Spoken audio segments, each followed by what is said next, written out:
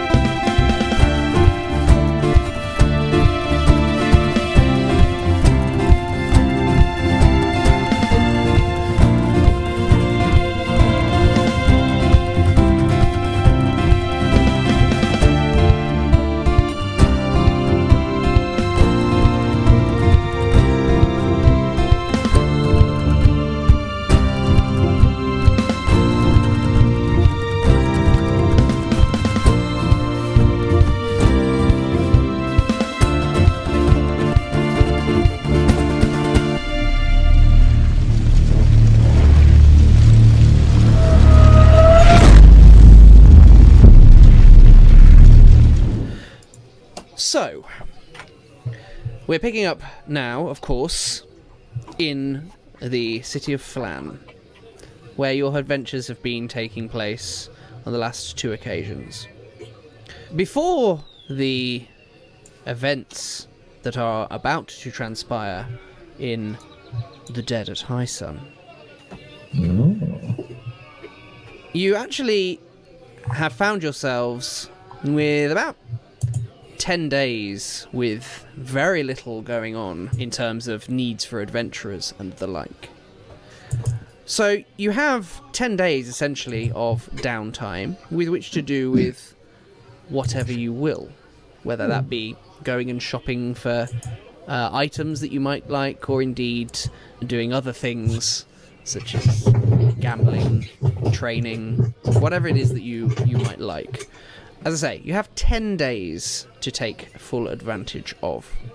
So, let's start, I think, with Fluff. Hello. Fluff, how are you spending your 10 days around town? Well, Fluff would definitely be wanting to spend some time with his fellows. Probably kind of like very adorably when he gets back from sort of their last adventure they had, kind of sort of counting the spoils, as it were. So he's kind of picked up a few things that he would deem treasures. Obviously they got some coin, but that's not really his concern. He sort of has maybe got the scimitar cleaned up and is maybe gonna, seeing as Fellin is a good wood carver, maybe he was maybe gonna get it sort of tidied up so it doesn't look so kind of goblin-y.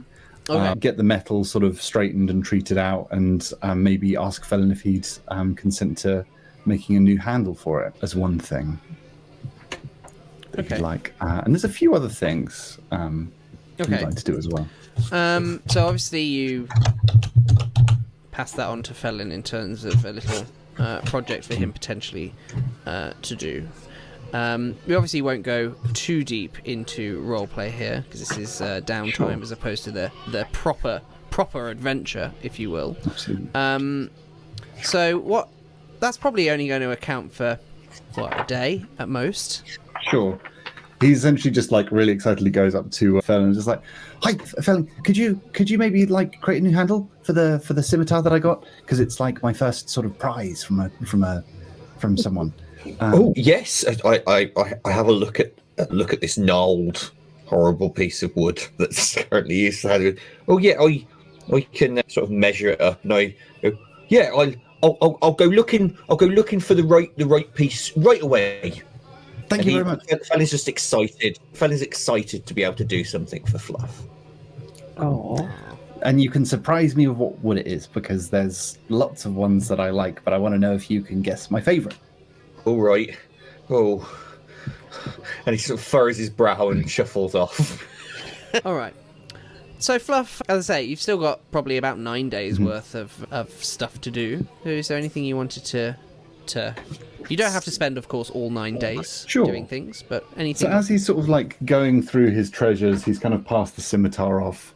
He's kind of going through his pack, sort of laying out the things. He sort of lays out a few things that he's just found, like he found like a few sort of little like animal bones and stuff that he's kind of tied into like a little sort of decorative thing that he sort of hangs up like a little mobile in his room in the tavern. And just as he's going through his stuff, he sort of digs to the bottom of his pack and he finds something that he didn't know was in there. It's kind of like a sort of cylindrical leather roll of something. And as he opens it, something falls out of it. And there's this kind of small sort of oblong kind of prism shaped crystal in this kind of jade sort of color. And he unrolls it and he realizes that it's something that's been packed by his surrogate parents. Oh. It is essentially a instructional of a star map and how to use this particular crystal with his new Druid Circle abilities that he has gained access to. And he sort of takes a few moments to sort of like read through it and kind of read the sort of runes and stuff that are on it, kind of remembering things that he's been told and sort of folklore stories about kind of the way the heavens are mapped and the way that kind of the different gods present in different constellations. And some people believe that you can kind of draw energy from them. And he kind of unlocks something within himself. And as he's sort of waiting by the window, he places the sort of jade oblong shape just in the windowsill and waits and doesn't really know whether he's doing it right. And as sort of a beautiful moon comes up, as the evening sort of draws on, the clouds part and there's kind of starlight coming down as the night sort of draws on. And he just holds the crystal and sort of is trying to catch the light in the right way. And just when he's about to give up, the crystal starts to glow. And in this sort of like green sort of starlight pattern, he realizes that there's kind of like etchings inside the crystal itself that when it refracts the light, turns the room into this like constellation of stars. And he realizes that it is his star map that he can use for various different fun things. His owly eyes kind of go massive as he kind of draws it all in. He's just like, wow. And doesn't fully kind of get everything that he's seeing. And since he's been away for maybe like less than a week, he's starting to feel a tiny bit homesick. And he thinks that seeing as his woodland home is maybe kind of like a day and a half, 2 days away, he might be able to sort of get there, seek some knowledge and get back. And he wouldn't go secretly. He would tell his fellows and offer them to come with him if they wanted to. But obviously, he understands they're busy. He knows the road isn't too bad. Head in that direction. Okay. I hope. Alrighty, Fellin. Yes. What do you intend to do with at least the first day of your downtime, possibly more? So with being presented with this request for a new handle for the scimitar, Fellin immediately heads back to the tea kettle and begins sharpening his axe so that he can get a good save time with the actual chopping. And after a good hour of sharpening his axe, he'd head out into the woods, waiting to looking at each tree and thinking, oh, is that the right colouring? Or maybe it needs to be durable. It needs to be a strong wood. Can't be too light because of balance. It needs to be pretty as well because it's got to look nice, right? And eventually he would settle on a walnut tree, and he'd find a nice thick branch from the walnut tree, chop that down, gather any walnuts that happened to be around, shove those in his pack, and he would head back with this piece of wood to go and treat it at the tea kettle. he would go to Taileth to ask for some. I do need some money for some nice oils. Just a nice bit of oil to rub into it. Oh, or have we got enough? Have we got enough to get some oil? I'm sure. I'm sure we do. I need to go buy some spell components. I'll get you some nice oil. Some linseed oil or something like that would be just nice. Any carpenter or something should have it. I got to start carving.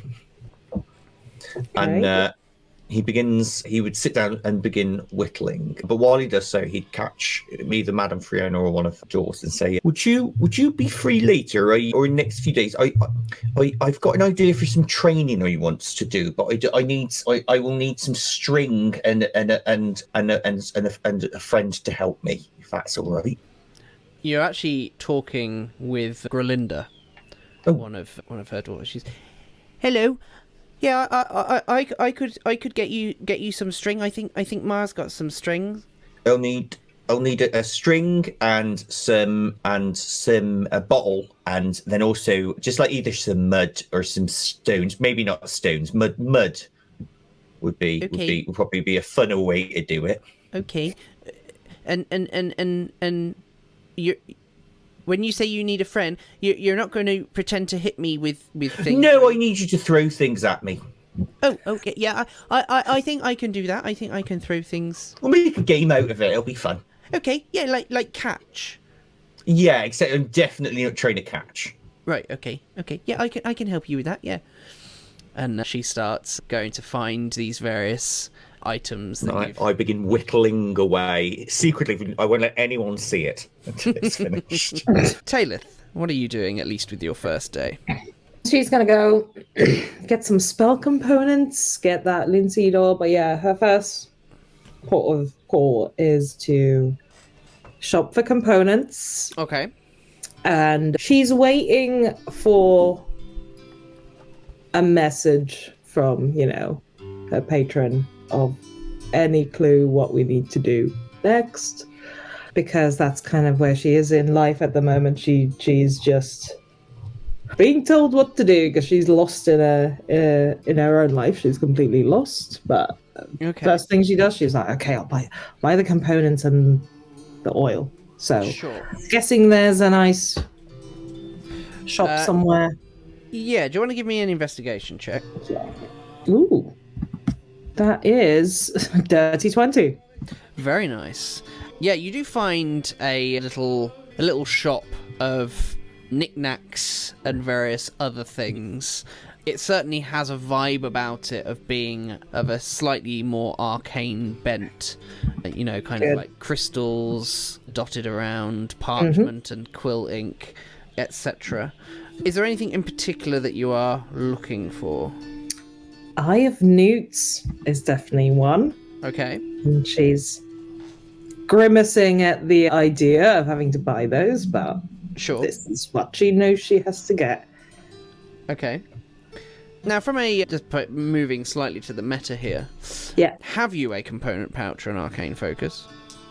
I do have an arcane focus. Okay. I mean, obviously, from a narrative perspective, you would certainly be able to purchase a component pouch for about 25 gold, which would include like your Eye of Newt and various other things. Yeah. Obviously, from mechanically speaking, with an arcane focus, you don't need a component pouch, but certainly from a narrative perspective, if components is indeed what you were looking for. Yeah, she's gonna go buy components, but she does have the strange item she was gifted, which is a pirate's hand. She's got that, so that can be a pop that spell in focus. Component. Yeah. 100%. So yeah, she's gonna go buy. Okay. So that would be 25 gold then would be the asking price for a component pouch, including... Can she use some of her charisma, or attempt to use some of her charisma? She certainly can, as a rather stuffy-looking man with spectacles, kind of like late middle age, with very silver, balding hair, spectacles on the end of his nose, kind of on the other side of the desk. How are you going to try and persuade him here? Well, first she'd start with, hello. Greetings. He kind of looks down his nose at you and he says, "Greetings. What can we do for you here?" I'm looking to buy a few things. I heard that you might have things that are a bit out of the ordinary. Kind of looks around. He says, "Yes, I think that is an accurate description of our wares. Is there anything in particular you are looking for?" Anything of a lizardly persuasion? He kind of looks around and he says, "We have iguana fingernails." Any newts? Eye of newts? Ah, popular choice. He goes like in an old traditional sweet shop, pulls a jar from the back shelf, says yes, and he kind of pops them on the counter. Anything else you'd like? So she's grimacing at it, but she's like, "Yep, exactly that." God knows why. And any linseed oil? Kind of looks around. Mm-hmm. One moment, please. He steps out of the back. You hear kind of like the squeaking of like a ladder on wheels in the back room, and then the clonk, clonk, clonk, clonk up there. She would definitely lean over the counter and try and have a he's got this back storeroom with like boxes and crates of various things, and he's going right up to the top shelf, which is probably a good 10 feet above the ground. It's like the Argos of components. Huffing and puffing and stomping down. He comes in and kind of pushes his spectacles up his nose, and he's linseed oil. Anything else you would like? Perfect, thank you. Does anything catch my eye in the shop? Not well, I mean, I don't know what particularly would catch your eye. Is there anything you had in mind? Anything that, say, my patron would go, psst. Or anything, because she's very new to her patron, so she actually doesn't know much about it. So if there's anything that would be like, oh, I don't know, crass, but patrons 101. Not really. It's not really that sort of. It's more like hobbyist arcane stuff. Okay, as opposed to necessarily like full blown. Like it's not really like a magic shop. It's more like a hobbycraft of the arcane components, if you will. Plastic skeletons. 100%. It's for the also your own wand. It's more like amateur arcane things than necessarily, it's not like archmages just walking around going, she doesn't know that. She doesn't know that. Of course. But for your own context, it's essentially like a standard shop that has niched down into like arcane stuff. So there's things like bottles of alchemist fire, vials and things like that here. Things like robes and things that you could buy, scales, those like parchment and quills and ink and things like that, but nothing particularly magical in its own right here. I think she would, let me see what I have. She would get some parchment and a quill as well. Okay. All right. That's handy. I have ink already, but I'll take... No, actually, I have parchment. No, I changed my mind. I already have that. Okay. Thank you. If you don't mind me asking, and then she pauses, looks around. Do you ever hear voices? He kind of pulls his spectacles back down to the end of his nose and just looks over the rim of them. Yeah. And he says, "Not really."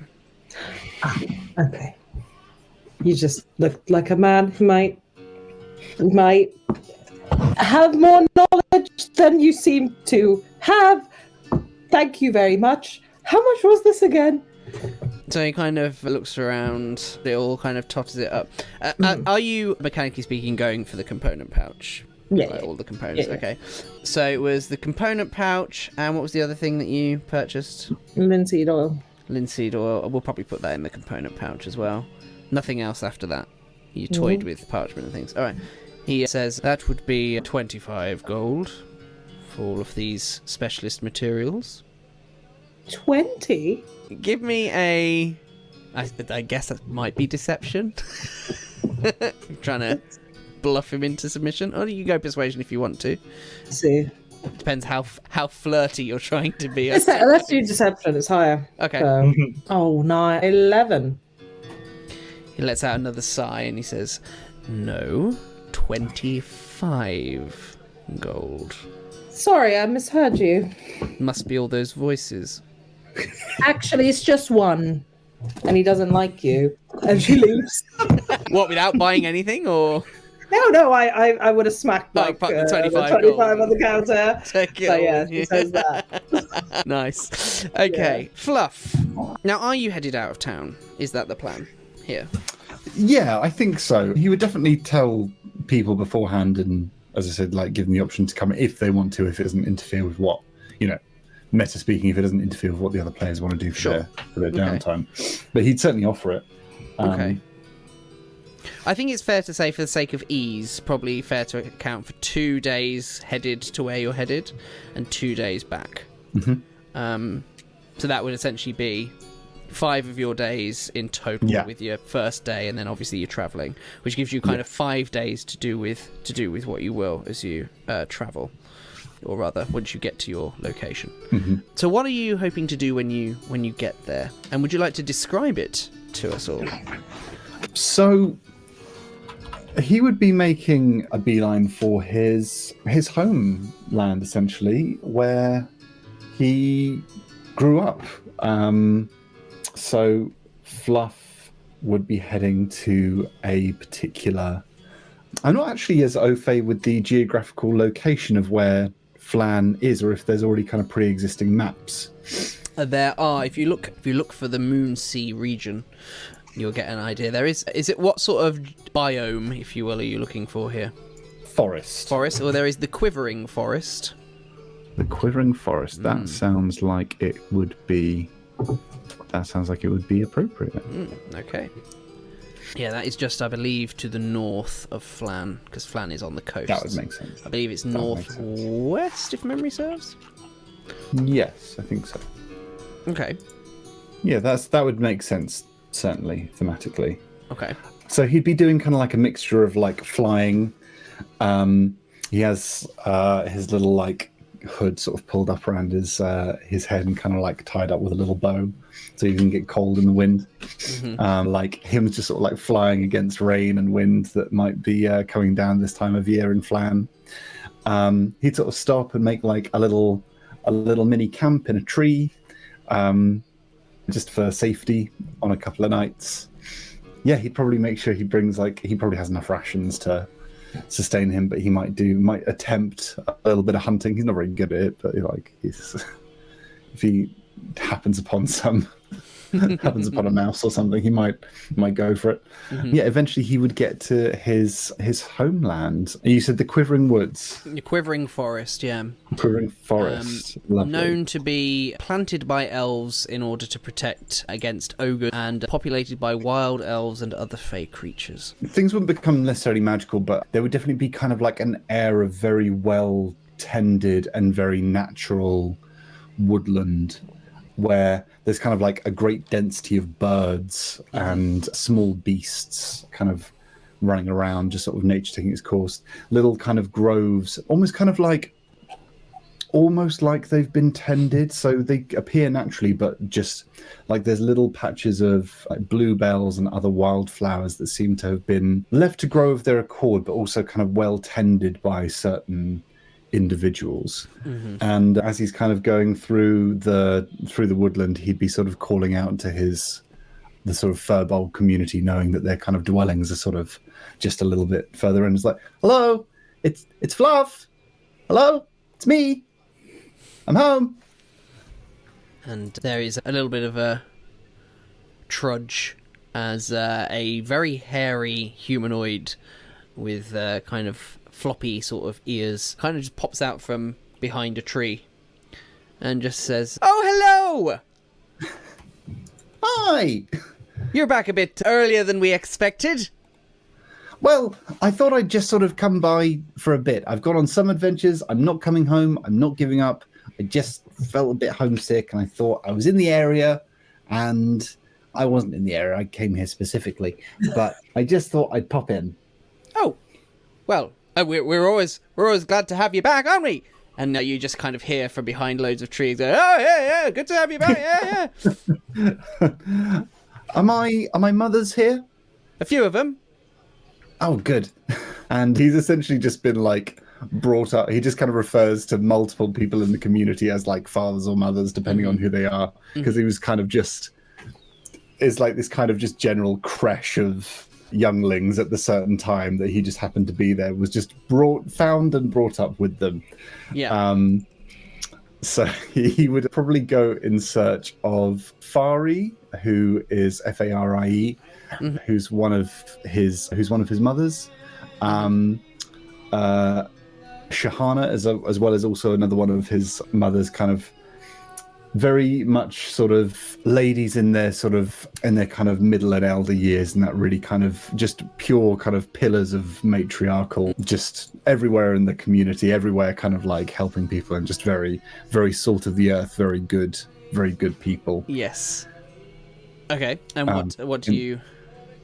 He'd essentially kind of like find them and say like, I found the this, and sort of just holds up the kind of star map instructions, and kind of the crystal sort of rolls out and kind of like hits a stone and like just sort of nearly bounces off somewhere, and he kind of scrambles and goes to like pick it up, and kind of comes back with like detritus and like twigs in his, I got it. And there's kind of like mumblings between the two of them. And they're kind of like beaming with pride, and essentially share with you that they were hoping that you would find this item, revealing it to be, as you already know, Fluff, this star map, as a kind of trinket of good luck and good fortune that they packed for you, so that you could speak with the stars. Whenever you felt alone, discomfort, and just in need of the feeling of a hug from your mothers. That's really sweet. He would kind of like say to them, he'd kind of like hug them both and sort of like bring it out and sort of like show that he knows how it works, and like kind of really proud, like, let me show you. Like they clearly already know how it works, but he's going to make a really big song and dance of like refracting the light and kind of like creating the star. And they're like, kind of doing the faux shock of like, oh my goodness, how amazing. Like they 100% know how this works. He just kind of like, after doing that, sort of pack it away and sort of put it together and say to them, so I wanted to ask something. Was this something from, I know that like my found family sort of can read the stars and runes and all mixture of things, and can connect with nature, and I've always found like it comes naturally to me, whether it's like nature or nurture, and sometimes I can't tell the difference between the two. So is this something that anyone can do, or is this an owly thing, or is this a us thing or a me thing? I don't know which is which at the moment. The elder two of your mothers kind of leans in and gives you a kind of wink, and she says, if you know the secrets, anyone can do it. And does a big like, tries to wink and just kind of with both his eyes. And he's like, okay, well, I can't stay for too long, but I just sort of wanted to say hello and just check that everyone's okay, and see, he just wants to like catch up on any sort of news in like a week he's been away, and just be like, so what's going on? How are the small ones? How are the big ones? How is everything? And over the next however long you stay, they do share with you many stories of just really mundane things. Like, they're very happy with their kind of little forest realm that they have. Nothing dramatic has happened. There's no real scandal. Everybody just seems to be really nice and happy, and just kind of getting along. The little children furbolgs that are there have been growing up seemingly very quickly just in the few days that you've been gone, and telling you all of the funny things that they've come out with and said during that time. But otherwise, everybody seems very happy. Everybody seems nice and chill, and have certainly missed you on your little trip away. Brilliant.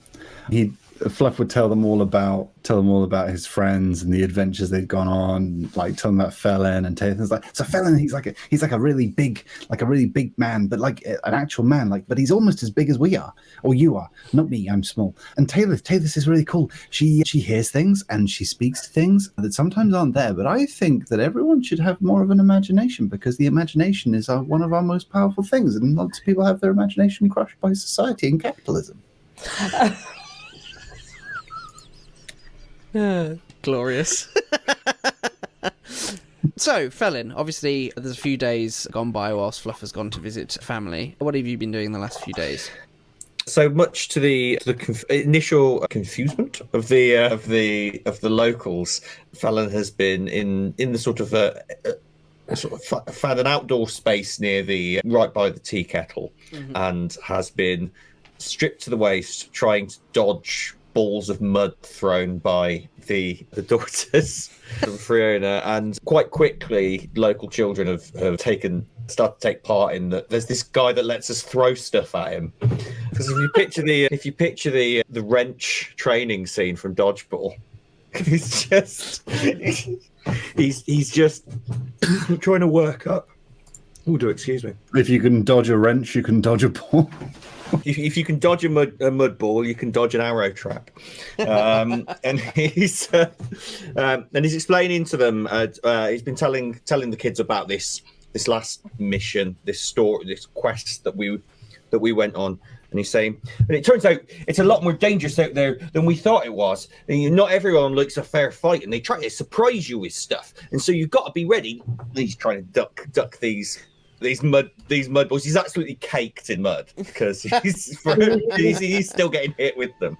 And so I thought, he's got to be as prepared as possible, because my friends, you see, they're really good and they do some really cool stuff, but they're a bit squishier than I am, and so I got to be at the front and try and take on the dangers and protect them. But I'd rather not get hit if I can avoid it. And You do occasionally get splattered by a ball of mud. occasionally, one of those mud balls has got a stone in it, and I have to bite I have to be like, right, okay, that's it for today. No, you ruined it. How many days do you want to spend training, and what are you training towards? I think he'd be cycling between doing a little bit of that each day, and then when he's on his own, he would be sitting in the tea kettle with tea and bickies, pulling away in the corner. But he's set up in their usual table. He's set a bottle hanging from the ceiling at head height, and he's just got it swinging, and he's just trying to sort of dodge occasionally out as he gets distracted by talking to people. But he's just looking like an absolute madman as he's just got this bottle swinging on either side as he whittles away. Whenever someone comes by, he puts the shaft of the handle away, because he doesn't want anyone to see it until it's finished. But then at some point he would, when he thinks it's about ready and he's applied the linseed oil, he would head over to get it attached to the blade and have the blade straightened out. Okay. Cool. So just for clarity, to get you obviously full benefit of your downtime, what exactly is Fellin training towards? So what he is training towards is to make use of his danger sense. Ah, I see. Which he gains at second level, which is that he gets advantage on dexterity saving throws from effects that he can see. Very nice. So he's just really sort of, especially after getting hit by those traps in the last one. He's like, that is not happening again. I've got to sharpen up. Not every fight is going to be a fair one. And so he's realizing he needs to be a bit more of an athlete if he's going to be an adventurer. He can't just hit things hard. Yeah. All right. Cool. What about Taileth then? Obviously, you've spent a day shopping and finding the appropriate location to do said shopping. What are you going to do with the rest of your time? She would, if there's a library somewhere, Okay. or a magic bookshop, she would go. Okay. Do either of those exist here? Well, what are you actually intending? What are you attempting to achieve? Is it research or? Yeah, her patrons are frustratingly vague. Okay. So she's literally like kind of trying to. She knows. I think she's actually. She probably doesn't even. After her embarrassment in the other shop, she probably thinks that maybe she is the only person. Okay. Who like she knows other people do magic, but I think she thinks she's the only person who has a actual real imaginary friend that lets her do shit. Not imaginary friend. Yeah. Okay. So I think she's looking to see if that's a thing. Sure. Okay. So you're wanting to basically study and research to see if there's any truth to what you're experiencing, I suppose. Okay. Yeah, give me an investigation check then, please. Yes. 17.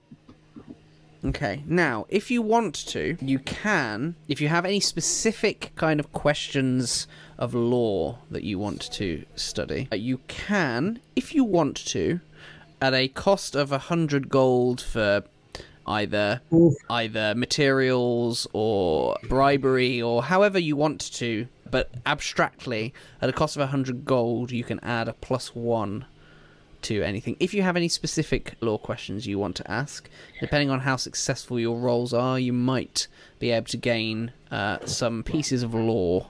Okay. 100 gold. Eek. That You is don't have to. steep. It was a roll of a 17, right, that you had? Yeah. Well, rolled 16 and then plus 1. So you can take the 17. It's just whether or not you want to further boost that to gain. I'll take the 17. Take the 17. 100 is too much at this point. Sure. Okay. So you do find kind of a very small library, not with a lot of books here, certainly not of the arcane variety, but you do manage to find some. And you do manage to learn of stories of what are referred to in these books as patrons who have been known to grant power to individuals who are not necessarily of an arcane ilk, granting various powers.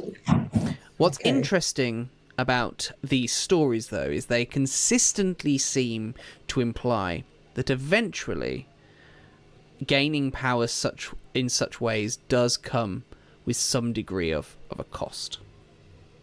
Okay. This will feed the paranoia that is ever present. Oh, God. Oh, we lost Isaac. Yes, we did. I shall pause. There we go. There we go. Alrighty.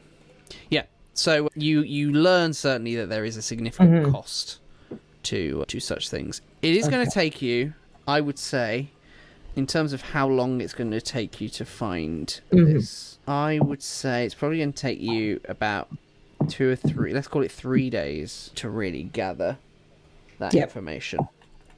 And she'd try and find a name because he has not responded to the question what his name is. But whether she's successful or not, that is up to you. There are many different names that crop up during your studies.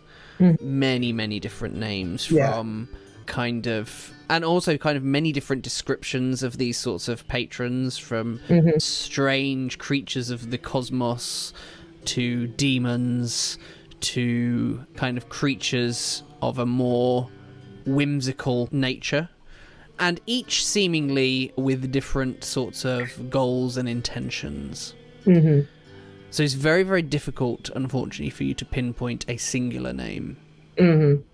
Because there is such a wide array of possibilities. Okay. Well, she'd definitely spend the 3 days doing that. And then she'd get bored / spooked. And then definitely at some point she would be at the tea house as well. And I imagine her batting the little thing that's suspended from the ceiling just to change its direction every once in a while to help the Fellin train. Be like, oh, she'd do that. And yeah, she's quite impulsive, so she might just wander around town and see who she met. She's definitely avoiding going back to her previous employer. Just avoid that like the plague. But yeah, other than that, just I think she'd enjoy, after she did some reading, just enjoy hanging at the tea house. Okay. So during this time when you're kind of hanging around, milling about and whatever, one of the evenings you spend at the tea house, you almost are, how I would describe it is kind of like a distant voice just kind of encroaching into your dreams. Different voice?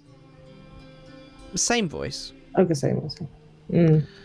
Who seems to be very pleased with your curiosity. Okay.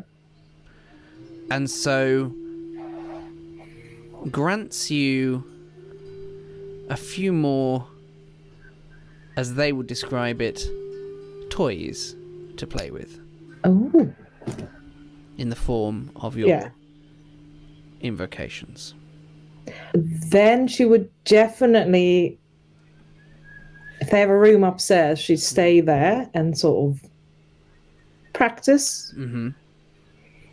Nice. Okay. Awesome. So, obviously, with having stayed at the tea kettle and such for a few days, there is going to be a little bit of a cost involved for you, which is going to be a simple gold piece per day for room and sustenance, if you like. So it's going to be, aside from you, of course, Fluff, who has departed town. So you could probably, I mean, obviously you're going to need gear and things and sustenance to get you through. So you could probably knock that down to 2 silver pieces per day for yourself, Fluff. Cool. Totaling 2 gold for you. But otherwise, for Fellin and Taileth, gold per day, so 10 gold total. Do I have money? Harry cash. I would definitely. I have the money. Could you take it out of the coffers, please? Sure. Thank you. Is it 1 gold each per person? 1 gold per person. How many days is Fluff there? Because obviously Taylor's there the full time. Fluff is at the very least out of town for 4 or 5 days. So let's call it 5 days just for sake of ease. So 25. I'll take 25 off our fund. There. Okay. Alrighty.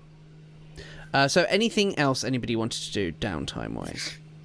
No, I suppose I'd offer my services to Madame Fiona about any things that need fixing, or if there's any bits that are falling apart or need a carpenter's hand, offer to my services while I'm there, as we're on friendly terms now, as to do the odd job here and there, whether she has any or not.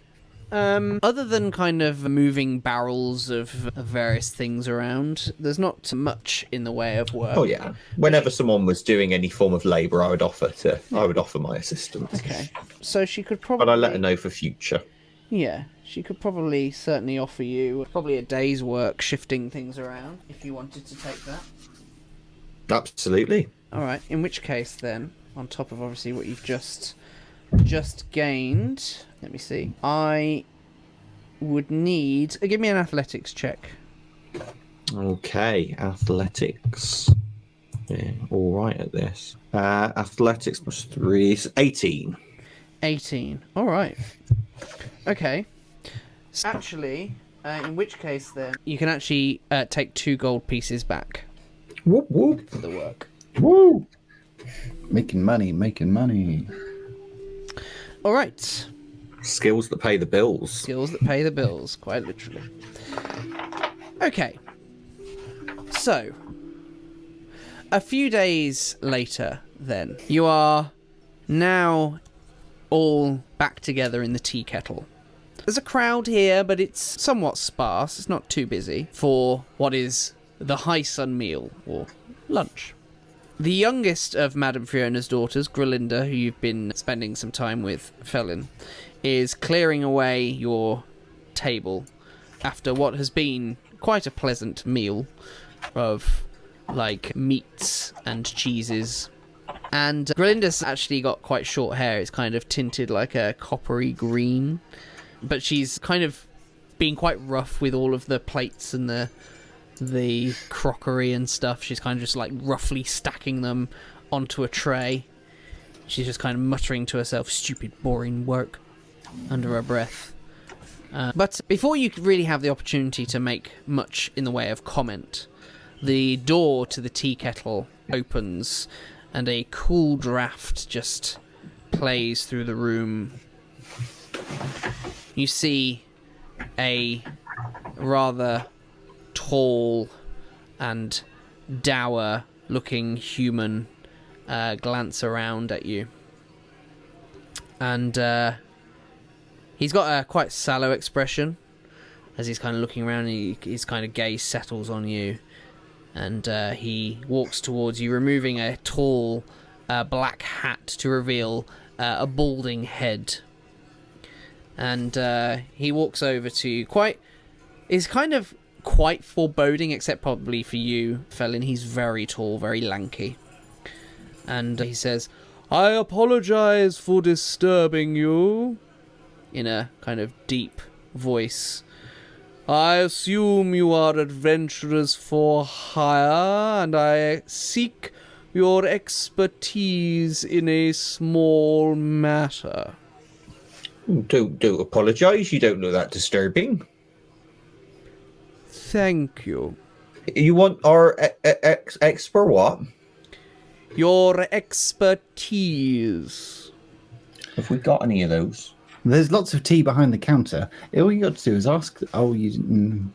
Are you adventurers for hire? Is that correct? Yes, we are. Absolutely. Most definitely. Excellent. May I be seated? Of course. I push a stool out for him. He kind of just gently sits down and places his hat on his lap and places his hands on top of his tall hat. And he says, My name is Brother Keith. I am priest of Kelemvor and keeper of the dead here in Valhingen graveyard in Phlan. Oh, that sounds like an interesting job. It is.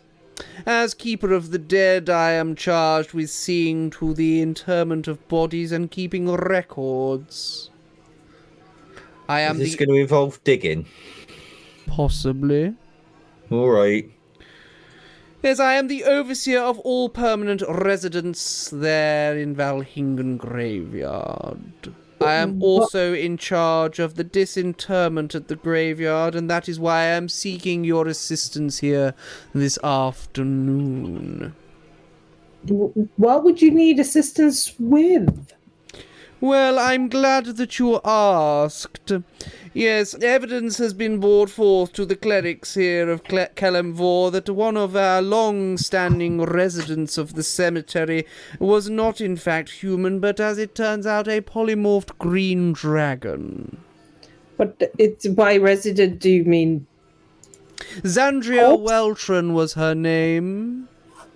I fail to see the problem if they're dead.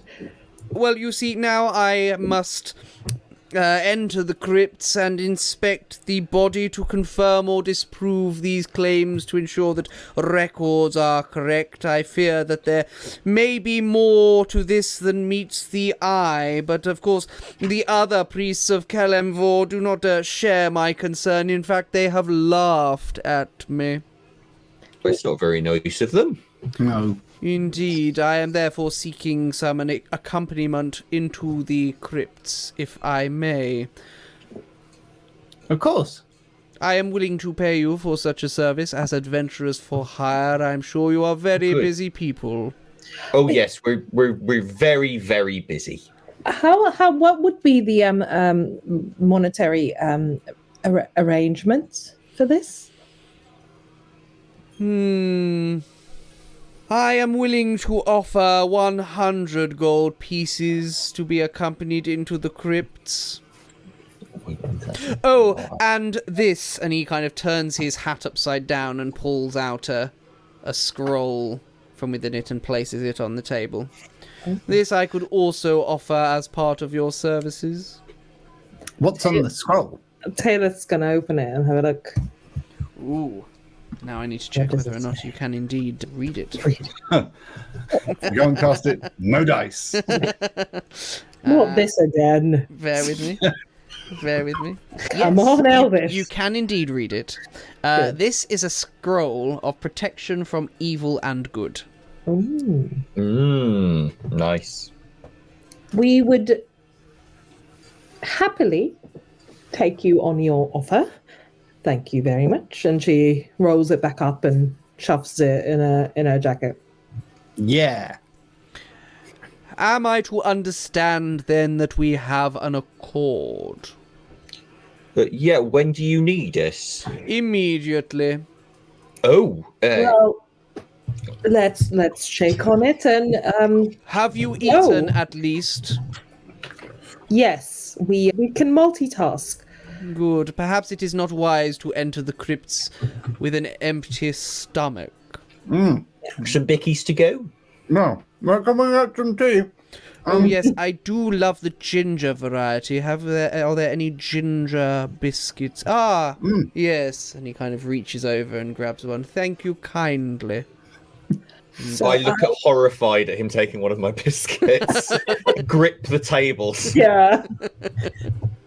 Fluff takes like a half-eaten biscuit out of his mouth and just like puts it in his mouth just to placate him. just like, okay, It's all right. the biscuit thief can't hurt you. So, sorry, what was your name again, sir? Brother excuse me, I'll try that again. Brother Keith. Keith. Keith with an F, not a Keith. TH. Well, I haven't had Why my did it language be- corrected since I was a child, but this is Fluff, also with an F. This is Fellin, 3. Also an F. and my name is Taileth, with a...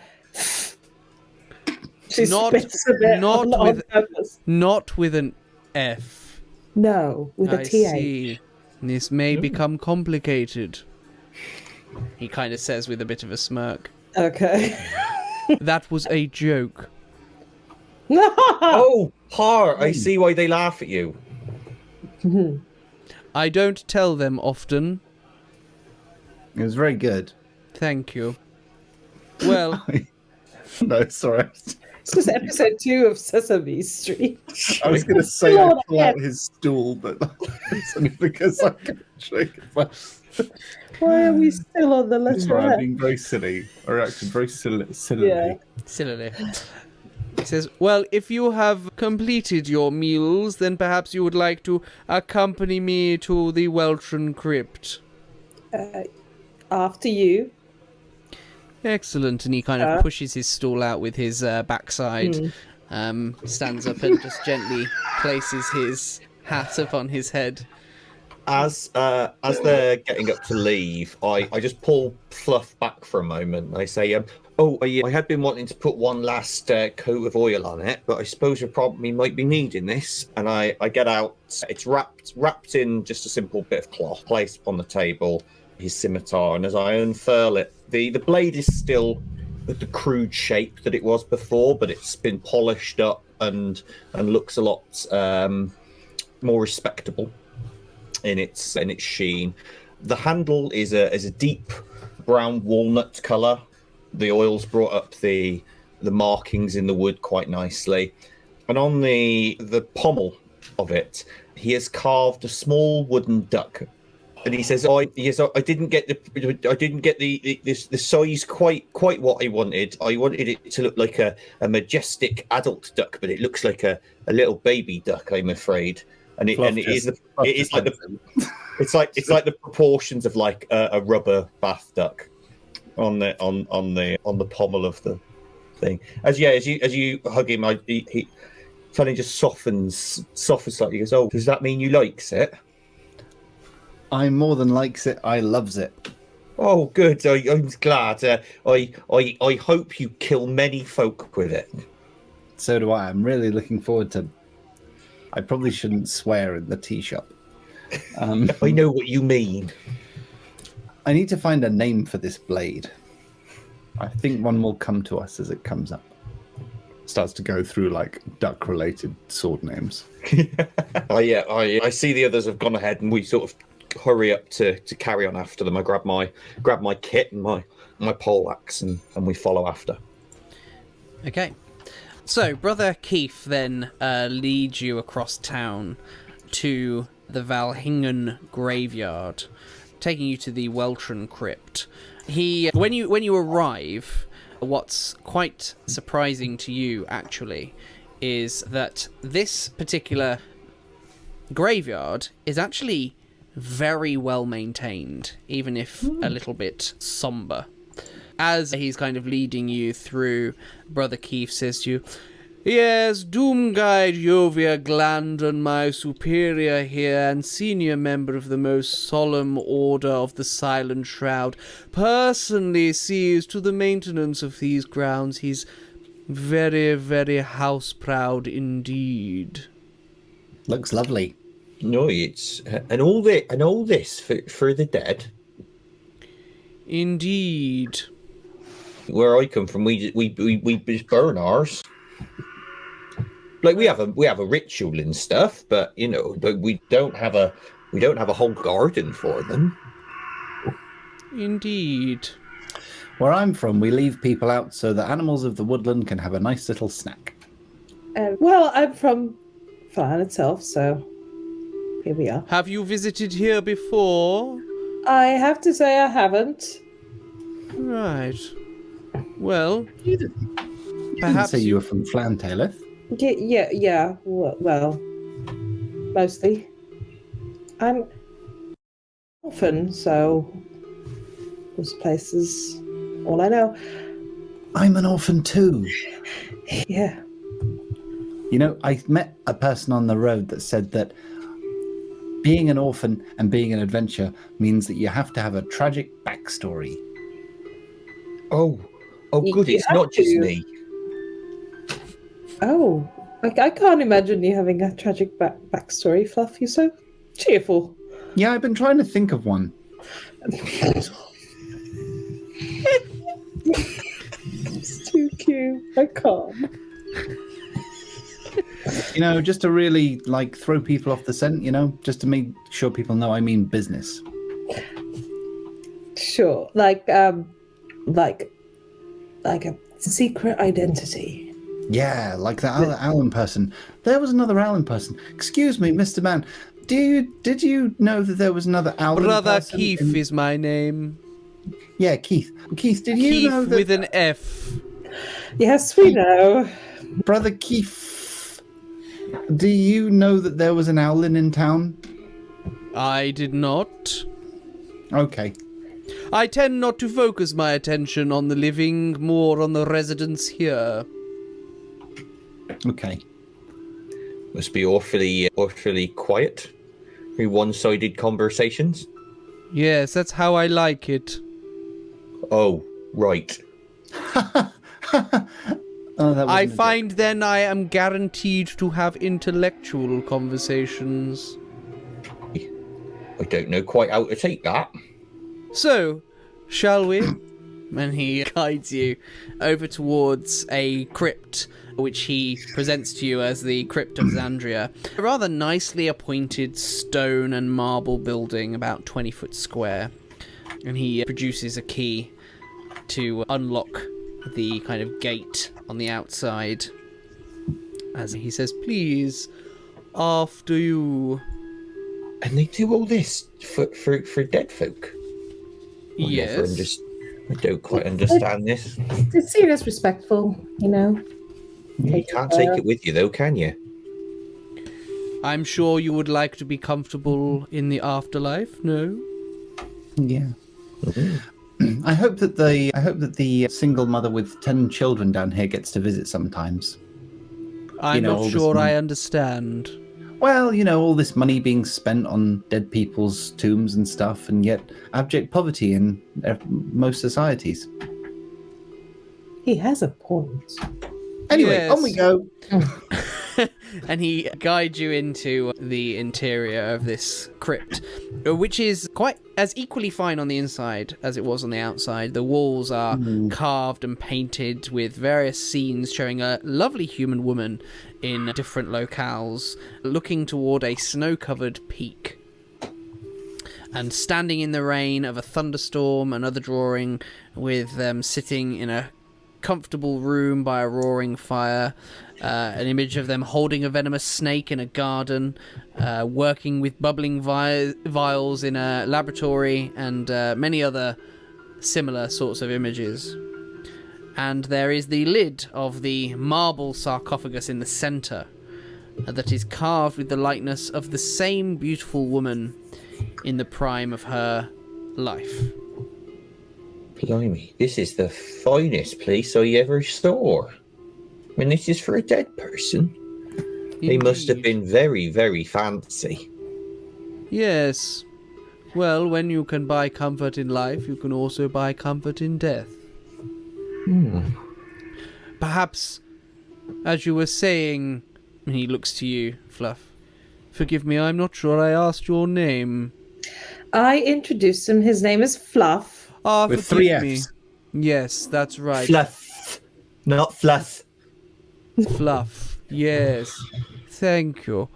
As you were saying, Fluff, perhaps there is some imbalance of equality there. Surely we are all destined to have comfort in the afterlife. Well, that's good to know. Yeah. Very well. Oh. And he dusts himself off and says, "Are we ready?" But yes, what do you need of us? Just stand nearby, just in case anything uncomfortable should happen. Stand Yeah. between these Rip two. my poleaxe. He Get just, He's behind gonna me. cast mage armor on himself. okay. What does your mage armor look like? It's just this brief flash of like purple black that runs over her, and then it seems to dissipate. Nice. And he kind of takes a deep breath and then just kind of slides the lid of the sarcophagus off the top and kind of waits a moment. And he looks to you all and he nods and then just kind of peers in to the sarcophagus. And he says, "Oh, Anything surprising? Dragon in there? come, take a look." And he kind of gestures you over. And Peek in. We Scooby-Doo over the side. Yeah. as you peer in, it's immediately obvious that the bones in this sarcophagus are indeed not human bones. Many of them do look, for want of a better phrase, draconic in nature.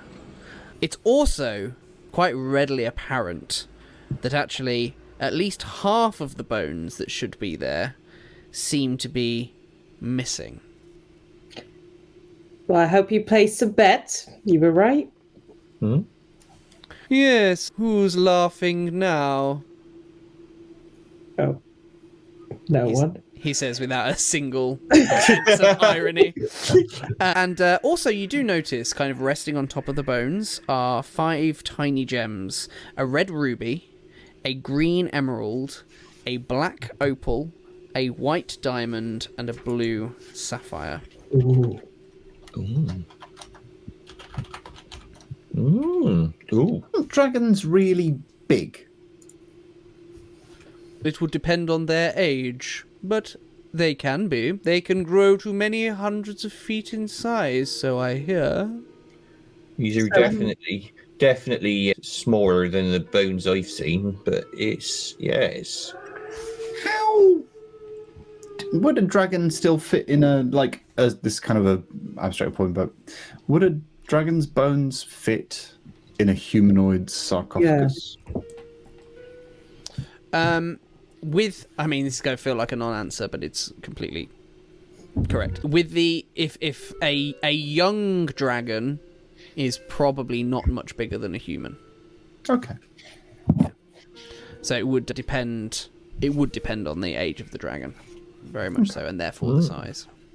So a few moments after you've peered into the sarcophagus here and examined the contents, you do hear scraping sound that just echoes through the crypt.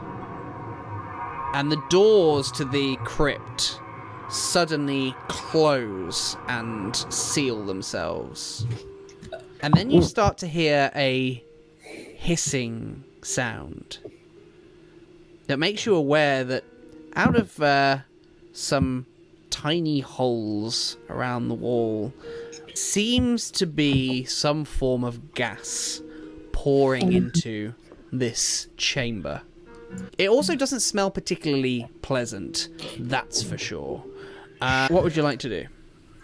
Why is it never a fair fight? I'm going to run up to the door that we came in and just try and push it to see how solidly it's closed. Yeah, you give it a real solid push. It is very much sealed. Oh dear. Well, I think this is a trap. Did you just trap us in here? No, this is not my doing. Would you like to roll initiative here? What? What are we fighting? Against gas? Not necessarily against the gas, just to get a sense of the order in which you are going to do things, because you don't have, with a room filling up with gas, you obviously don't have... I don't know, I have dexterity. Let's see, just give me 1 second whilst I try this. Hang on. Alright. Yeah, okay, so what initiatives are we looking at here? Fellin, where are you at? A 10. 10 for you. Fluff? I got a 5. Alright. And what about Taileth? Also a 10. Also a 10. What's your dex, Taileth? +1 dex. And Fellin? Big fat goose egg. Alright, so we'll go Taileth, then Fellin, then... and then Fluff with his 5. Alright. Oh god. To make decisions. Indeed. Alright, so, yeah, you've got this gas pouring in then, Taileth. Is all the gas coming from one area, or like No, everywhere? it seems to be coming from multiple locations here. Damn it. How is the crypt sealed? With these big stone doors. Okay. What would you like to do? Try and push them open with Mage Hand. Okay, yeah, so you summon forth your mage hand then to try and push open these doors. Remind me what your mage hand looks like? Very creepy, long-fingered, grey-skinned hand. Nice. Gnarly. If a villain would have a hand, it's that hand. Gotcha. All right. Yeah, so you summon this mage hand and push against the doors. Those doors are not budging. Is there a key to the door? I'm just yelling at Keith. He says, "You won't be able to unlock it from in here." Oh, of course. I frantically start looking for a key. He says, "We tend not to need to design locks for the dead." Well, today's your lucky day. All right. Do you want to give me an investigation check? Oh, God. That is a 4. A 4. Okay. We're stuck. We're dead. Yeah, you're not seeing much in the way of any keys or anything, or any switches or anything in here, I'm afraid. Fellin, how about yourself? What are you going to do? I would immediately sort of just look around. If we can't get out through here, I'm going to inspect the. You said the walls have got like pictures and stuff on. Yes, indeed. I'm going to inspect the walls to look for anything that might be like a door or anything that looks unusual. Sure. Give me then a investigation check. Okay. Oh, right. I get a -1, so 16. Okay. The carvings themselves, they don't have like any switches or anything like that, but you do notice that they do seem to have, well, at least 5 of the carvings seem to have little kind of holes that look as though you might be able to insert something into. I alert the others. There's holes in the wall, not the gas holes. The look, it's got things. I'm sort of just pointing dramatically at them. What shape are these holes? Are they like finger holes or? They're kind of varying in shape. Do you want to give me a insight check? Yes. There. 19. 19. They look to be like the various shapes of various gemstones. Oh, yes. Oh. Fluff, what would you like to do? Does Fluff also understand about the whole connection with gemstones and holes? Taileth, are you sharing that? Yes, I'm going. Look, gems will fit in it. Holes. He like picks up all 5. I don't know how much of the actions and bonus action, but he just goes, just starts like trying to like find the right one for each one. Okay. Do you want to give me a little bit more detail on that? How you doing this? The biggest hole he sees. You've got 5 different coloured gemstones. Which is the biggest? And which is the biggest hole? Well, or shape, or it's literally like that. A game for infants of slotting the block through the correct shaped hole. So the gemstones are pretty much almost identical in size, and there are kind of small variations on the shapes. As I say, there are 5 different coloured gemstones: green, blue, white, black, and red, and various different carvings on the walls, of course. Okay, he'll look at the carvings and see if the colours would represent best to any of the pictures. So what I would tell you, just to remind you of the images, the woman looking toward a snow-covered peak, standing in the rain of a thunderstorm, sitting in a comfortable room by a roaring fire, holding a venomous snake in a garden, working with bubbling vials in a laboratory as well. So they're green, blue, white, red, and black. Laboratory. Yeah. Okay, the snowy one, he's going to take the diamond and poke it in the hole. All right. And it seems to be a perfect fit. Okay, he's just like, the blue, rain, black, maybe poison, red, comfy fire. Can I just do one in this turn? Yes, indeed. Cool. Is that my action? That will be your action. You've got bonus action, of course, if you want to take it. I don't know if to do anything. I don't know if there's anything you can do that's appropriate in the situation, but it is there based on the action. I don't think I have a spell that I can use a bonus action for, but I would just like to. How numerous are the holes for the poison or gas coming through? They are many, probably 20, 30. Okay. In which case, I'll probably just like take my cloak and sort of wrap it around my face to try and help. Okay, sure. Not breathe it in immediately. Okay, great. Could I get a Constitution saving throw from everybody with advantage from Fluff, please, for the wrappage? I'm good at not with that. 10. Okay. Constitution save. Oh, I got 12. Okay. 9. All right, Fellin, you're going to take 2 points of poison damage. Fellin, Taileth, and Fluff, you're going to take 4 points of poison damage. Bloody quickly. All right, so Taileth, you're up. Red one into the fire one. I'm just holding them like. Yeah. Seems to be a perfect fit. Any bonus action you'd like to take? She's gonna say, "Blue rain, just say Fellin. Okay. Blue rain. What? Fellin? Blue rain, and I run out. I grab the blue one, and I look around for the rain, and I run over to it. Point this one. Yeah, that one. Rain. Just try and push it in. And you manage to just push it in just at the point where the lightning strikes the ground from the image of the thunderstorm, as it also makes a perfect fit. Any bonus action you'd like to take? No, I just run over to no. I'll just run it next to a next empty one. Okay.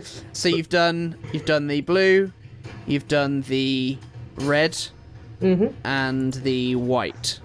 Yes. I believe. Yes. Yeah. Which leaves you the green and the black. So, Fluff. Okay, and the last images were of a poisonous snake and a laboratory? Yes, correct. Oh, these are kind of like either, I suppose, could be either. Snake venom, maybe. Yeah. I think he's going to go with that. Right. He's going to go with the green emerald in the snake one. All right. Okay. So you try and line this gemstone up right at the point of the fang on the poisonous snake, and it just slots in perfectly, leaving you with 1 gemstone left. Any bonus action you'd like to take? I'd like to use my bonus action with my face covered to shout. Keep just go.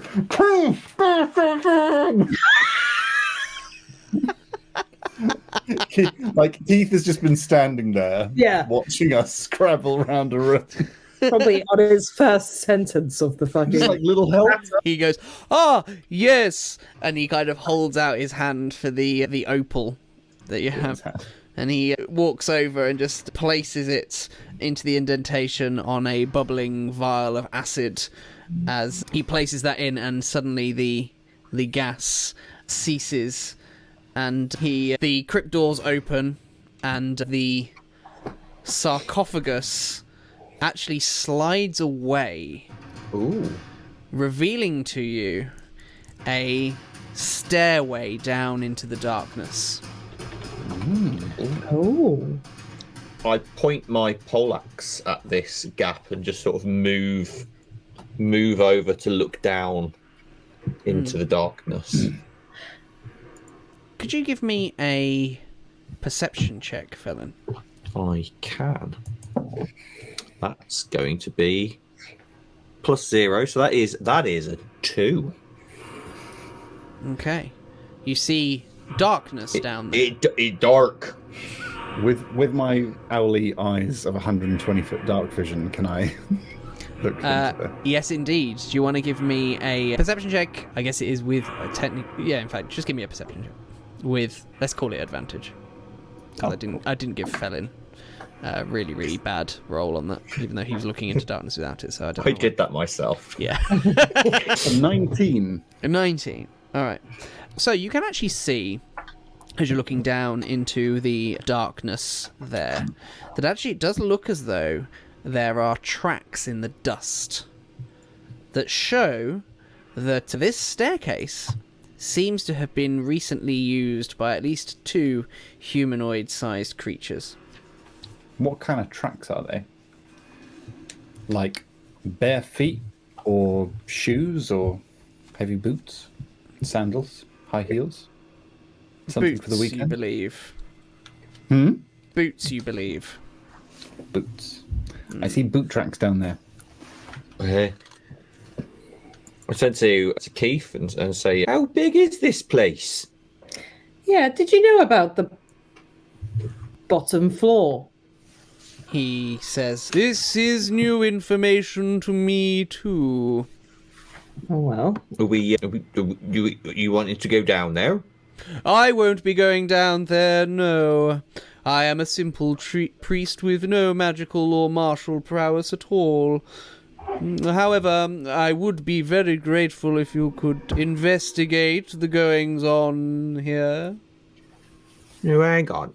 You brought us into you came and found us. You brought us into a room which immediately started to fill with really smelly, nasty stuff. Mm-hmm.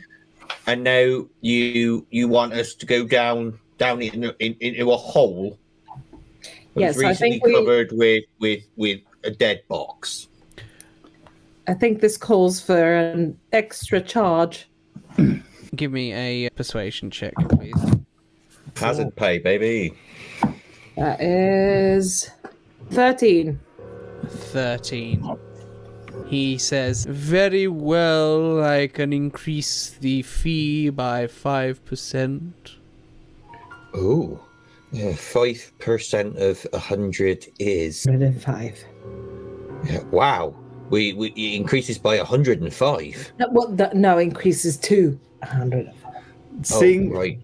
in Fluff's kind of like ignorant sort of state, kind of looks at Taileth sort of imploringly, like, how important does it seem to be that to Taileth and Fellin that we get paid more? I think Taileth is definitely just thinking pure survival. So she's like, if I can get some extra money for nearly being poisoned, I will at least try.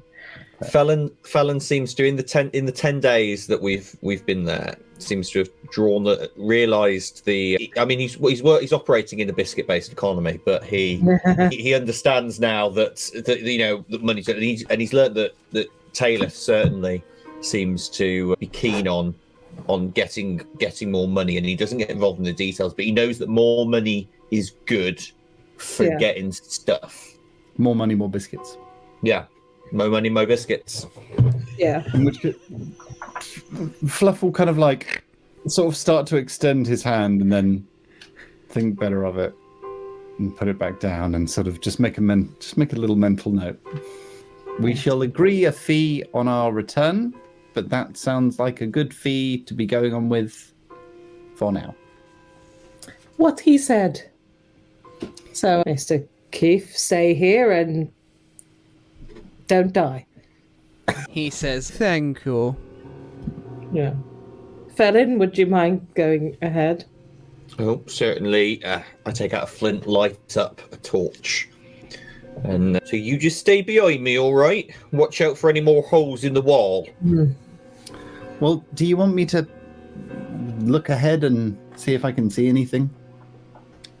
I can see into the dark quite far. Oh, that's a good idea. I'll be careful, I promise. If you be careful though.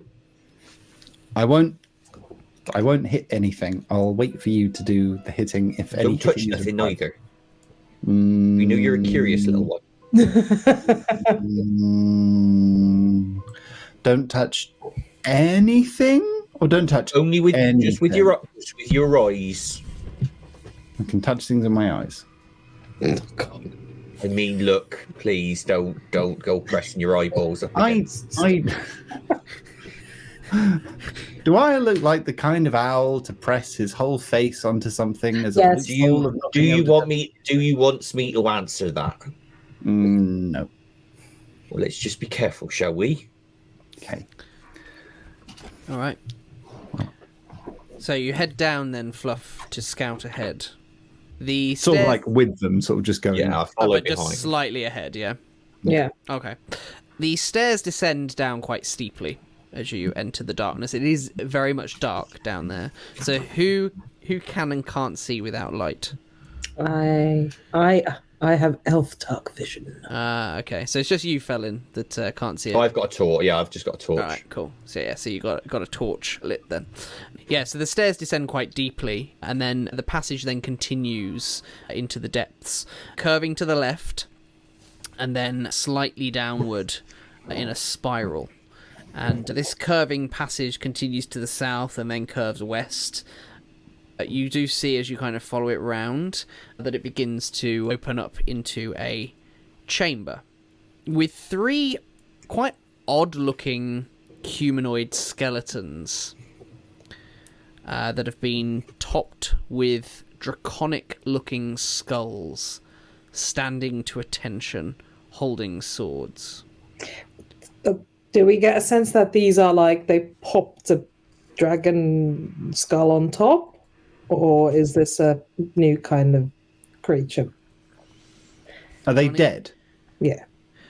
They seem to be perfectly still. Oh. Oh, well, they must be there.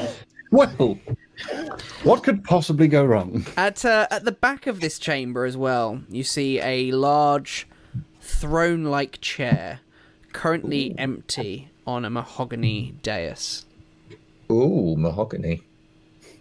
Are there any sconces or anything around the room? No. Okay. I'll carefully approach, keeping an eye on the skeletons. Carefully move across the room towards seeing this lovely mahogany dais. I'll place the torch on the ground behind me, not on the mahogany, to be clear. Right. Okay. And sort of is the chair made of wood as well? No. Okay. The throne is kind of almost like stone. Okay. I say, oh, why would you have a fancy chair down here? I don't know. Fluff is like stink-eyeing the skeleton, just like staring at it. Like he sort of like does the turn and just sort of goes, whack. See if it moves. I should note as well, so as you're kind of going down this passageway, this room kind of extends out to the left. The passageway does also continue to the south as well. Kind of almost like past the room, so it's almost like a side room, if you will, but kind of open. I'd like to, well, I suppose the chair as well, but I'd like to investigate the dais and the chair. Give a little knock first on, see if it on the dais, see if it seems solid or hollow. Okay. Or rotten. Yeah, give me an investigation check. Okay, that'll be a 15. All right. So you first kind of check the mahogany, make sure that that's all. Check the wood first. You know, that seems to be in perfectly good condition. It's very nice craftsmanship. And as you're kind of looking around, then you do also notice there seems to be a hinged panel in the bottom of the throne. Oh, okay. I was like, oh, there's something in this. There's something in the chair here. Oh. And shall I? It looks like a flap. Shall I lift it? Can I come over and have a look, see if there's anything like magical about it? Sure. Do you want to give me an Arcana check? Yeah. 16. 16. No, nothing seems magical about it. Okay, I think you might be able to. Don't think it's magic. Yeah. So okay, I take the tip of my poleaxe spear point, and I just sort of slowly lever it open a little bit, and to sort of look inside, just to see if there's anything odd in there. Anything, whether it's, I'm checking for traps, basically. Okay. Seems like a. Sure. Do you want to give me then a perception check, please? It seems dodgy. Perception, I think it's flat for perception, so that is a 16.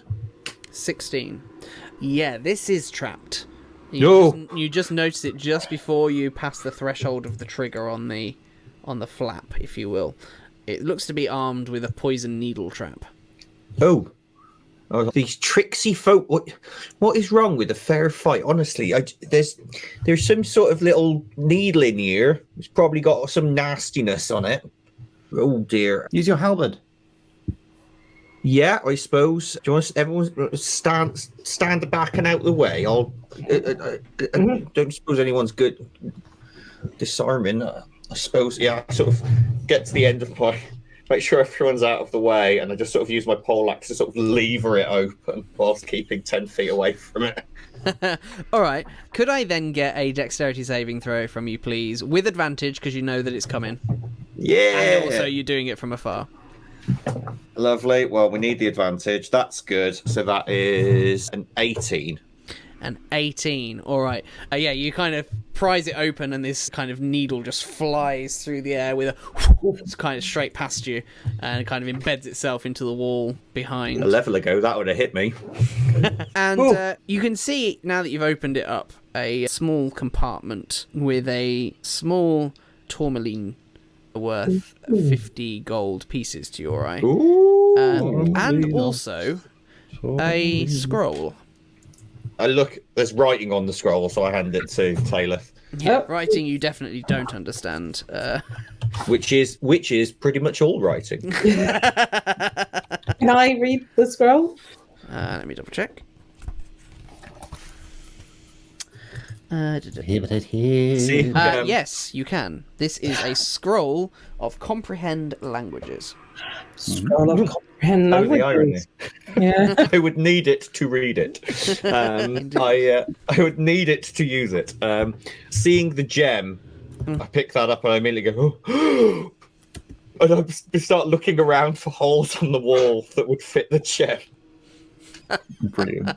And you see none, of course, as you're looking around frantically.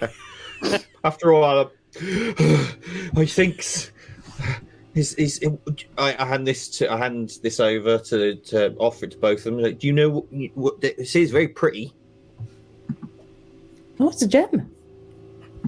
Oh. Would Fluff know like what the gem is and if it would have any specific significance or just a monetary sort of value? Yeah, give me a. Well, I mean, I'll. In what context do you think it might have some significance? I don't know, like any sort of like cultural significance, any sort of like properties it might have in terms of like, I don't know, medicine or. Or do you want to give me like... Let's call it a. Because you're kind of covering all bases, let's call it a general intelligence check. Cool. Tourmaline can be lots of colours. What colour is it? Oh, now you're asking me all the questions. What's its name? Yeah, Phil. What does it taste like?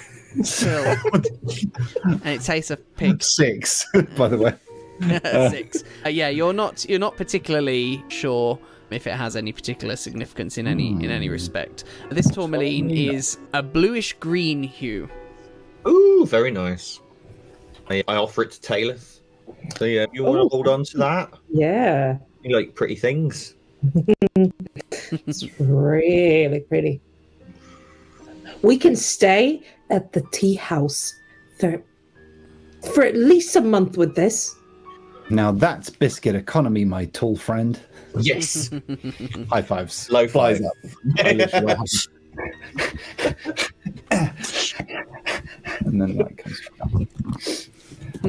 I go back and I jab the skeleton with my scimitar. You thought I'd forgotten about you, didn't you? The skeleton doesn't move. Okay. I'll walk away. So, what would you like to do next?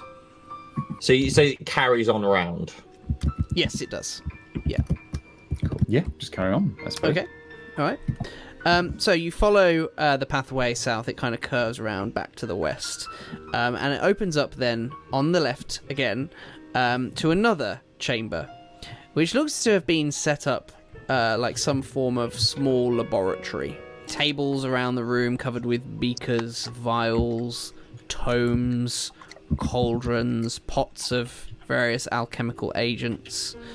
In the middle of the room, in the middle of the central table that's in the middle of the room, is a note next to a blue clay pot, which is clearly written in common. There's writing here. Can I see if the tracks that I saw upstairs or like up above us, or where I first saw the tracks, can I see if there's any more tracks around here and whether they look kind of like fresh or Sure. the direction that they go? Give me a survival check.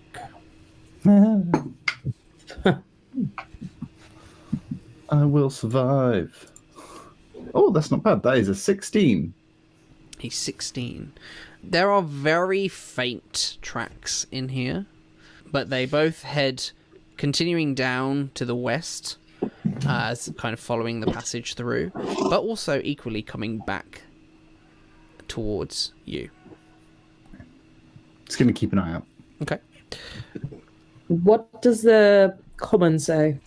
It says, Raxil, Raaxil, I have figured out how to complete the process. When you are ready, simply pour the contents of this blue pot into the cauldron and stir. The effects should be instantaneous, but, and this is in capital letters, do not drink the resulting potion. She reads that out loud. Do not eat it. Do not not drink it. Oh, okay. Do not drink. I'm going to look around, see if there's any clues to what the potion then is. Okay. Do you want to give me an investigation? In fact, no, an arcana check actually is probably more appropriate. Having a look at everything. Oh, damn it. That was not good. That's 6. Okay. You kind of have a look around. You can't really make much sense of it. As I say, just beakers, tomes, vials, various alchemical agents. You can't really make too much sense of it, unfortunately. Hmm. Do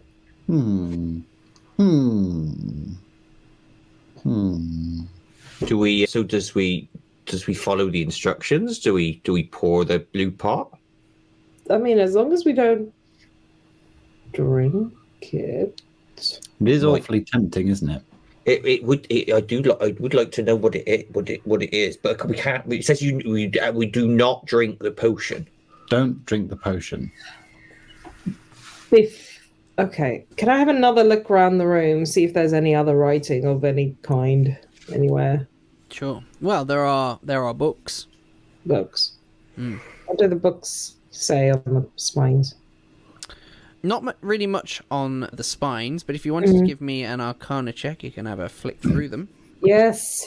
Can I go up to Taileth and sort of like just scanning the books with them and just say, "You got this," and they're going to take out this small jade, like prism, crystal, and just sort of like wave it and just touch it to Taileth's hand and just go, boop, and cast guidance. Oh, thank you. What's guidance? So you get a D4 to your skill check. Well, the thing is, I rolled a 1. So currently my arcana check is 2. So Okay. I'll roll guidance, but it's much of a muchness. That makes it a 4. Yay! Well, whatever this strange magic or alchemy or whatever it is that they were doing down here, it's well beyond your area of expertise. To the extent you can't even make full sense of the book. Yeah. I don't know what this is. As you turn back, Fellin's just standing there with an empty blue pot, standing over the cauldron. Like, it said it was instantaneous, but it doesn't ever do anything yet. You got to stir it. Pour it in. Stir it. It says stir it. Oh, I look for. Is there a spoon or a ladle or a spoon? Yeah, there is a spoon. A spoon. I will take the large spoon and sort of stir the cauldron. All right. Fluff's Sorry, like I couldn't resist.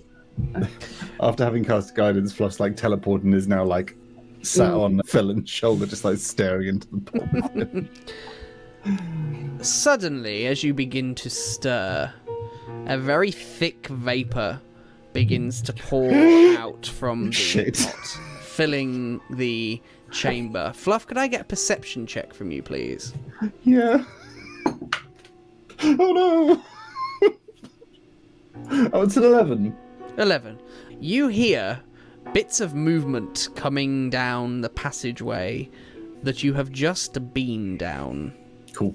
I like prod him and like point and just go. What? Oh! I line myself up in. I hurry over to where we've just entered, and stand there with my poleaxe out, being like, "Stay behind me. Maybe that wasn't a good idea. I'm sorry. I just couldn't help myself."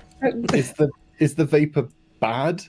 Is it the same vapor we saw earlier? It's not the same vapor that you saw earlier. Oh. It doesn't seem to be necessarily negatively impacting you, but it does seem to be flowing at speed around the kind of chambers and the passageways. Is it opaque or translucent? Translucent. Okay. Good.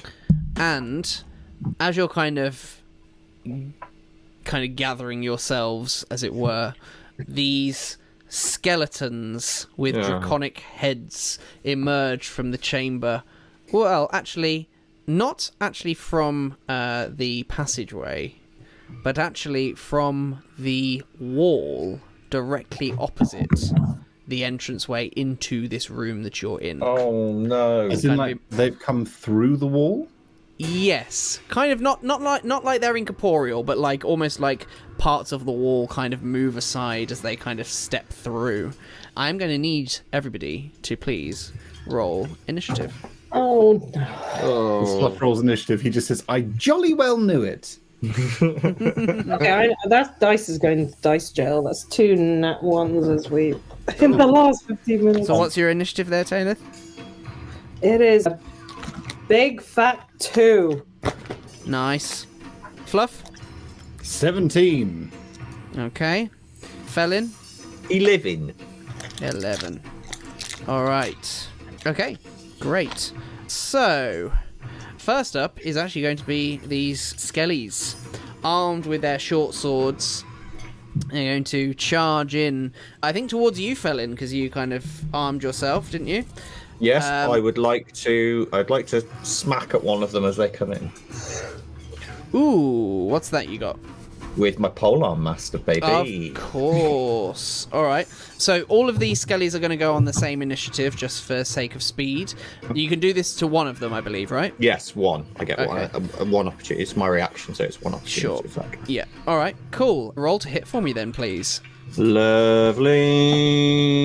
Well, that is going to be a miss, I believe. That's what's. See, they're only in scraps of armor, so we'll see. Oh, yeah. Well, unless I've got a significant bone. Where's my action to attack? That is an 8. An 8, yeah, will indeed miss. As, Yeah, I sort of jab at it as it comes. I just go through the ribs. Yeah. Yeah. All right. So this skeleton is going to lunge at you then with his short sword. This time for a 13 against your armor class. That is a hit.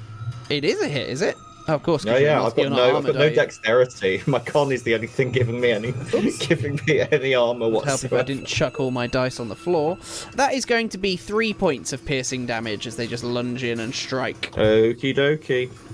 Okay. Then the next skelly comes in, also lunging at you with his short sword.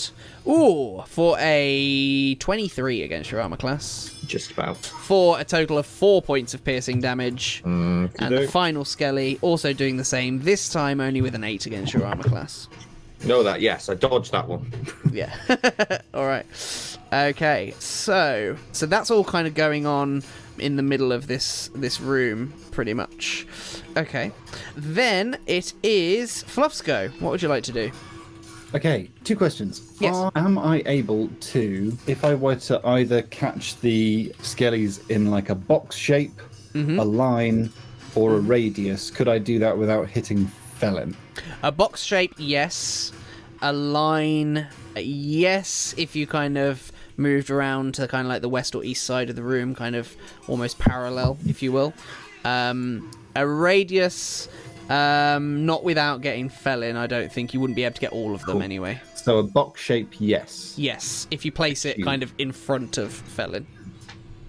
Excellent. In which case, sort of standing back and away, sort of, so I'm not in base contact with them, or the same with Fellin.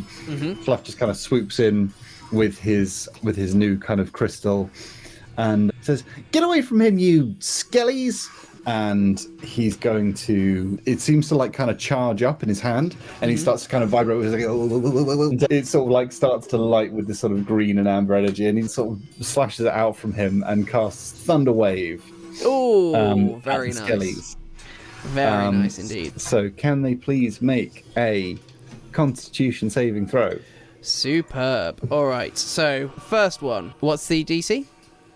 Good question. DC of 14, please. The first one fails. Second one passes. Third one fails. Excellent. So they will take 2d8 thunder damage. Cool. So they take either 8 points of thunder damage Yeah. for full or 4 for Do they take half? Yeah. Or so the one that passed takes 4 thunder damage. Right. Both of them take 8 points of thunder damage. Nice. And are pushed 10 feet away. Ooh, very nice. And there's this resounding like thunderous boom that echoes throughout the cavern. Nice. Anything unsecured, objects are completely within the area of effect, automatically are pushed 10 feet away by the spell. All right, so there's just like a clatter as all very bits of detritus and stuff from this laboratory are just kind of thrown and smashed against the wall that these things kind of came through. Yep. Nice. And I'd like to use the rest of my movement, which is probably about 15 or 20 feet, just fly. I just fly up. All right, you've only got about 10 foot high to go Cool. to. Cool. Yeah. Again. Ceiling hugger. Yeah. You go, friend. Fellin, you're up. Right, I am going. So 2 of them have been pushed away from me. Have taken a fair bit of damage. One's taken a little bit and hasn't been pushed. I am going to. Yeah, do we enter a? Yes, we do enter a rage. I've been taking some hits and it's not been very nice. My haunches get up. The veins in my neck pop out, and I say that wasn't very nice. And I'm going to recklessly attack. Okay. The skeleton that's still in combat with me. Sure. Yes. Lovely. So I roll with advantage. Yeah. Which is good because one of them was a nat 1. The other one is a 14. Which will absolutely hit. Good. This time Glad I was striking its reckless. actual bones as opposed to the gap between them. Wonderful. Which means that I do plus, sorry, not D8, D10 plus 3. That is 8 damage. 8 points of damage. How are you finishing him? Oh, sweet. So yeah, having missed him with the first hit, I'm just gonna, almost with like the flat of the blade, just knock the head clean off. Nice. This Yeah, draconic just head as it flies spins. Yeah, it off. just sort of spins in the air. Nice. Very nice indeed. And I am not going to close with the others that aren't in there, but I'm going to move to being just out of reach of them and lower my glaive towards them. Sure. Okay. Cool. In which case, Taileth, you're up. Right. How many There are skellies? 2 remaining that have just been pushed to the back, or rather the far wall. Okay. I am going to treat them to a Eldritch Blast. Wonderful. Both are equally damaged. Yeah. There's a kind of 5-foot gap between them. Do you want to take the left or the right one? Let's do left. All right. Okay. And it's a very panicked sort of scream and cast at the same time. Like, ah! All right. Roll to hit for me then, please. Yes. 17. 17 will absolutely hit as this bolt of, or this blast rather, of crackling eldritch energy just flies across this laboratory. Kind of some of the vials that are still there just kind of like rattling from the vibrations. What damage are we looking at? It is, oh my god, 1 point of damage. Okay. Not enough to take it 1d10. down, unfortunately. 1d10, that was Yikes. weak. Not enough to take it down, I'm afraid. It's because it was just such a panicked flash. It was just sort of like a light push. Like a glancing blow. You just kind of just catch it on the on the collarbone. All right. Anything else you'd like to do? Any bonus action? No, nothing. That was it. That was pathetic, but that was it. Righto. Then we have the skellies here.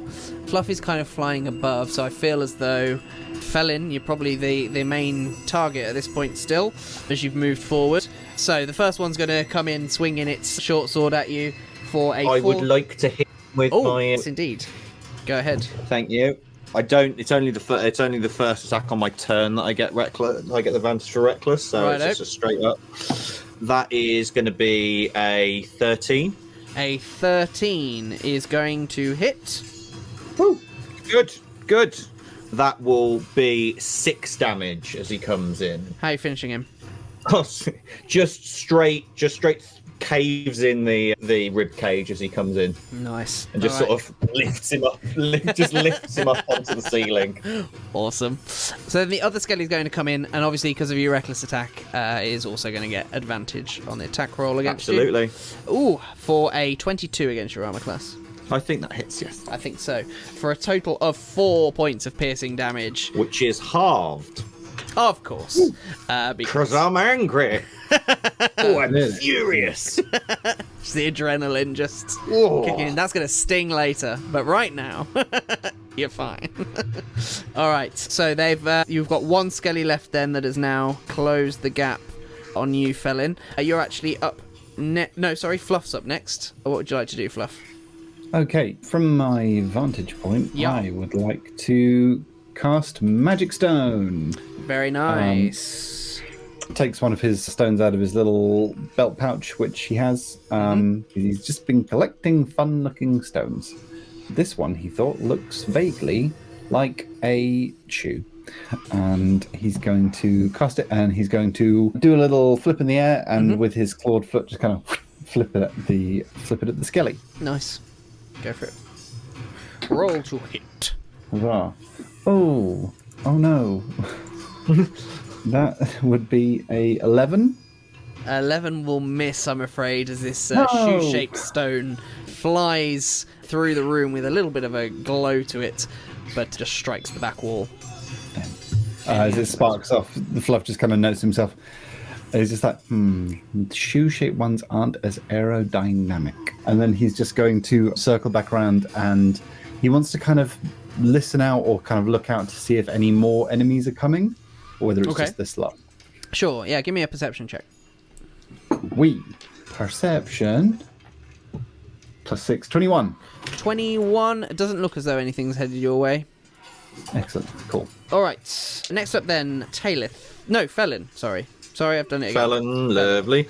Yeah, shaking the skeleton that's on the end to pieces. He's just going to swing with both hands the poleaxe around and recklessly attack the one remaining skelly. Nice. So that is going to be a 22 to hit.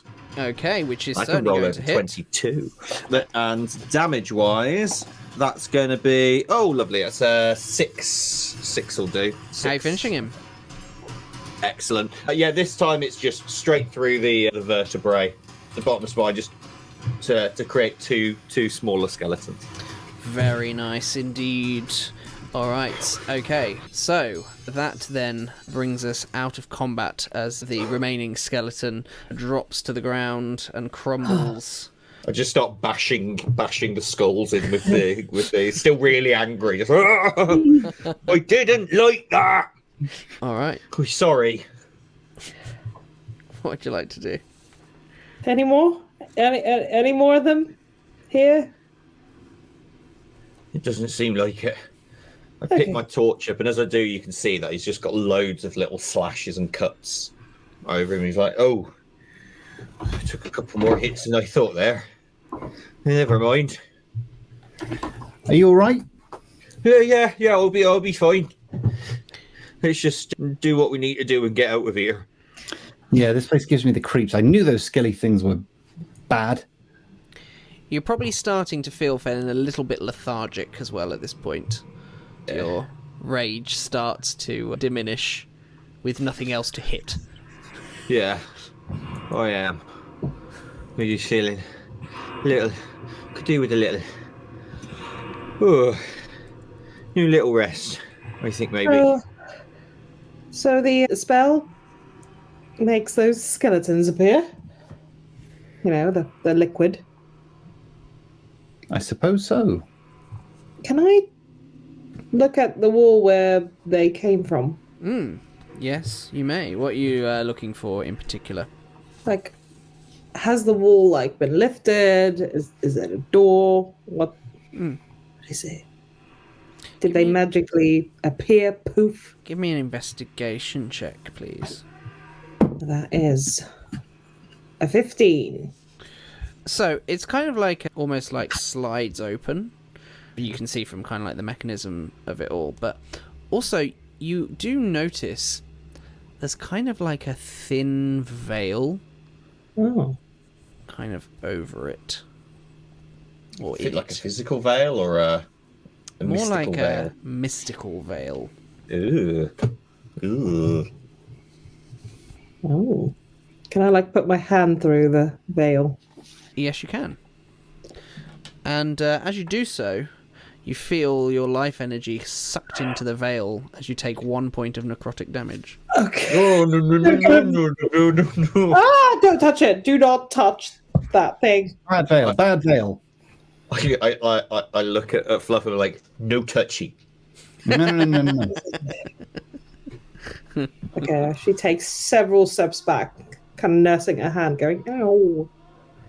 What I would say, though, is you can see through the other side there with your elvish dark vision, or at least your half-elvish dark vision, that seems to lead to the staircase that you came down into the crypts to. So is there now a veil in front of us? So we this can't is go back. so this is not the same way you came through. It's almost like it was a secret door in the tunnels near the staircase. I get you. So the corridor still remains, and obviously it also does continue down from where you are to the west as well. What does this bubbling cauldron seem like it's doing? Would you like to give me an Arcana check? Hello. That's a 17. Oh, That's not bad. very nice. So, Fluff, having seen a little bit more of what's gone on, and you're kind of like looking around, kind of you've seen kind of Taileth left some of the books kind of open on pages that she couldn't really understand. You're kind of just curiously having a look around. And it kind of seems to you as though all of the books and the various alchemical agents that are being used here are obviously all tied to some sort of necromantic magic. But what's interesting is that it seems to be targeted towards dragons in its nature. It's very, very advanced magic, well beyond any of your capabilities even collectively. But the draconic element of it is certainly jumping out at you. I relay this to the party and kind of like read a little bit deeper to find if there's any kind of like connection to, is this potion made by dragon people? Is it for them? Does it help them? It's not particularly clear. As I say, it's quite advanced magic. You were lucky to really glean the draconic element from it. Beyond that, it's kind of well beyond your understanding, I'm afraid. Okay. Are there any kind of like vials of anything knocking around? Only... Well, no vials per se, only the potion at the bottom of this cauldron. I was trying to think if there was anything to like store it in. Got the blue, like the blue empty pot. vials of things, yeah. Yeah. Plenty of like beakers and things, yeah. What did you say, Fellin? Sorry. I said there's the blue pot, but if there's vials, we'll take a vial. Yeah, I'll like get a few of those and sort of transfer some of the potion to the vials.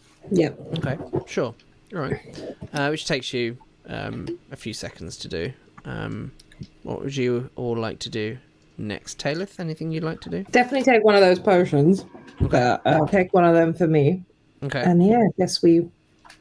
I would Yeah, also wait. like one of the nasty do not drink potions. I pass a couple each out to us, like two for you, two for you. Yeah. Alrighty.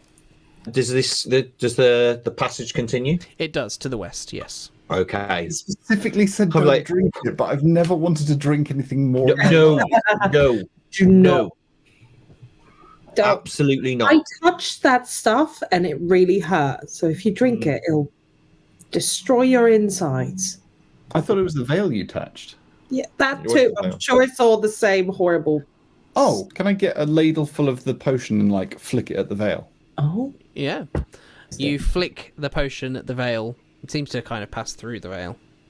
Okay. You keep saying the word potion, and that makes me want to drink it. Potion. We have not caught. Yeah, do not drink. Do not drink the liquid. Do not drink the poison. Do not drink the... I unprepared detect poison. Oh, Well, you can do it tomorrow. You can hold off until tomorrow, then you can drink it. we'll not drink it. Detect What are you, the voice of reason? Or he's keeping you safe. Okay, fair enough. What would you like to do? I will lead the way. I'll pick my torch back up off the floor and I'll carry on walking down the passage, looking out for any holes in the wall or remains of dead folk. All right.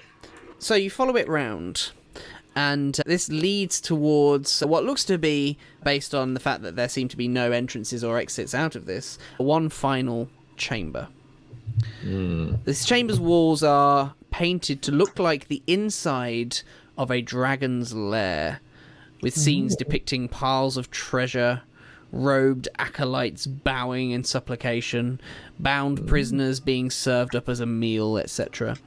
All the paintings seem to focus toward the alcove in the south wall that you can see, where a pile of gold coins form a nest perfect for a large dragon.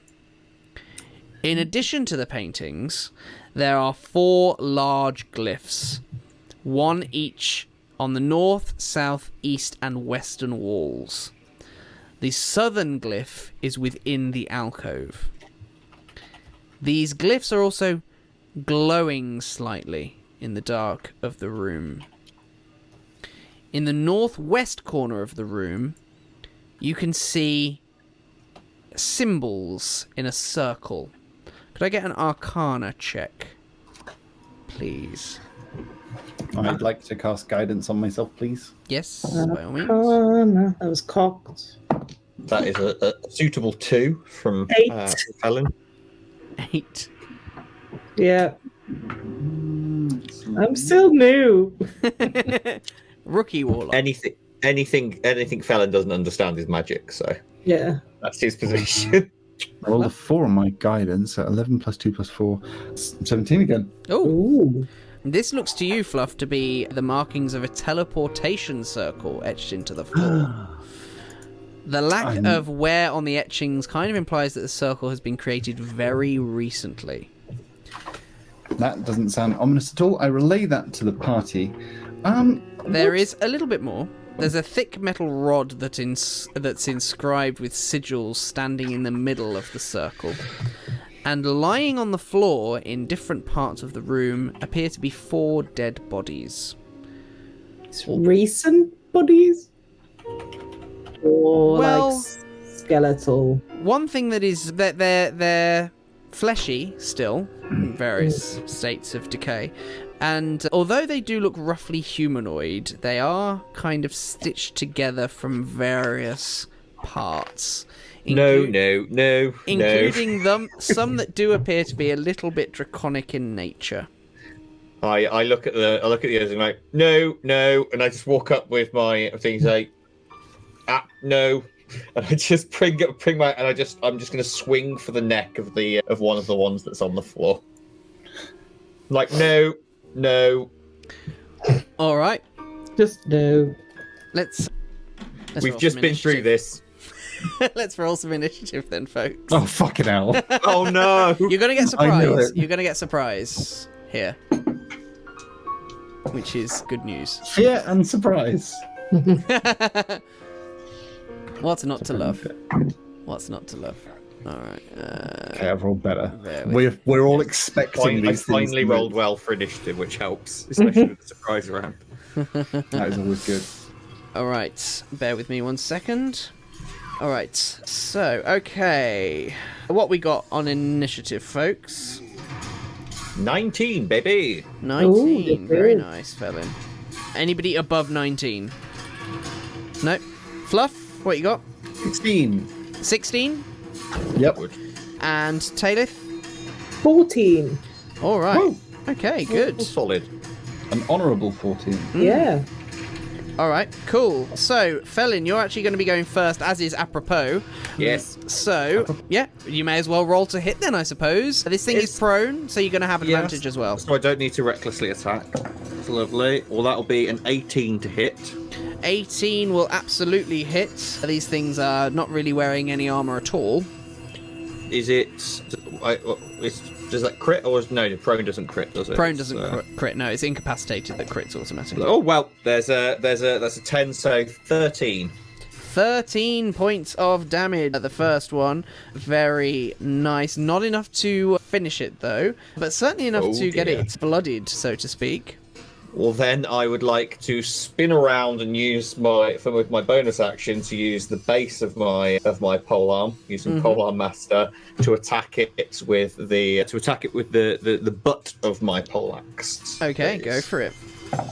And that will be a 16. A 16 will also hit. Lovely. So that is D4 plus 3. So that is 6. 6. How are you finishing it? Okay, so the axe largely removes the head, but there's still a little bit left. So I'm like, jab it with the pole, and just removes the head and sends it scuttling across the floor. I haven't even moved yet, so I'm just like, this is just precaution as far as I'm concerned. All right. However, as you think you've finished it, its eyes suddenly open as it begins to try and like claw its way up you. Oh no. So it still has 1 hit point remaining.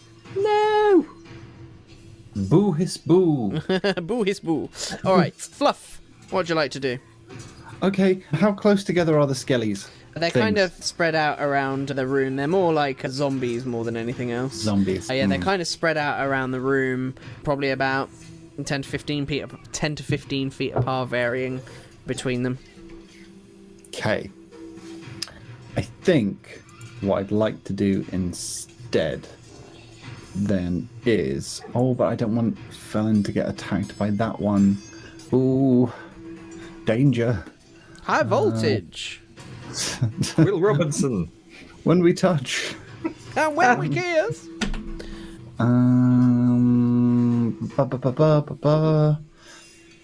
Yeah.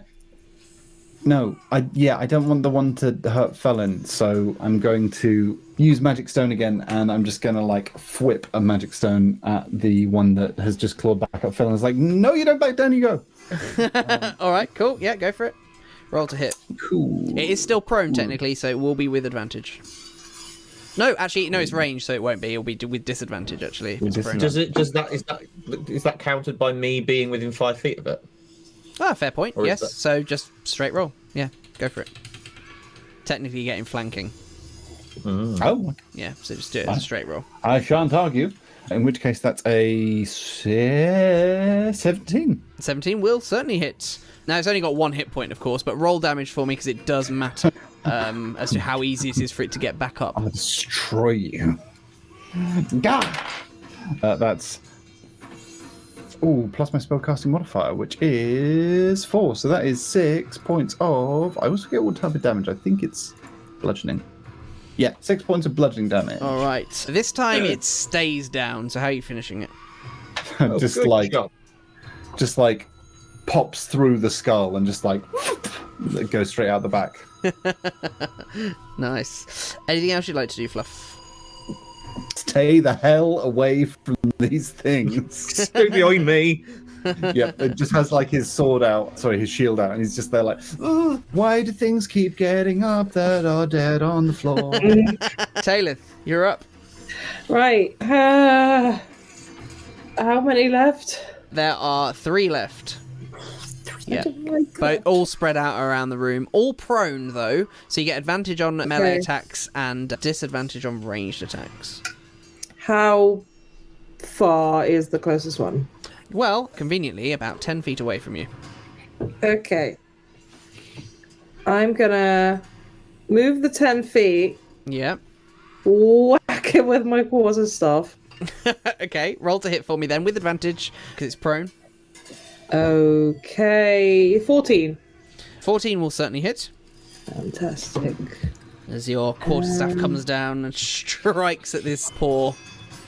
3 points damage. 3 points. Not going to be enough to take it down, unsurprisingly, of course, but certainly enough to give it a good thump, which certainly does wake the thing up.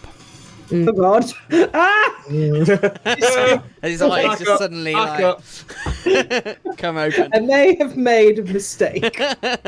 Anything else you'd like to do? Any bonus? I'm gonna run back. Like, You would provoke an attack of opportunity. It would be attacking with disadvantage, but you yes, would I'm provoke gonna it. run away. All right. Run Okay. away. In which case, then, it is going to just try and, like, essentially almost, like, trip you over, almost, like, slamming into the backs of your legs. With disadvantage, though, that's going to be a 6 against your armor class, so...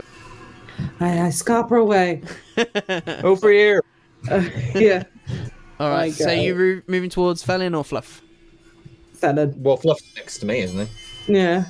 Fellin. I thought it Fellin. was I'm kind a of little just bit behind, a behind little you. behind. Are you a little bit behind me? Yeah. I'm right behind you. See, Alright. behind me is good.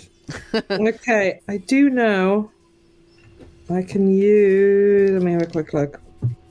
I can use Hex as a. I don't think I have. I don't have a spell slot left. Damn it.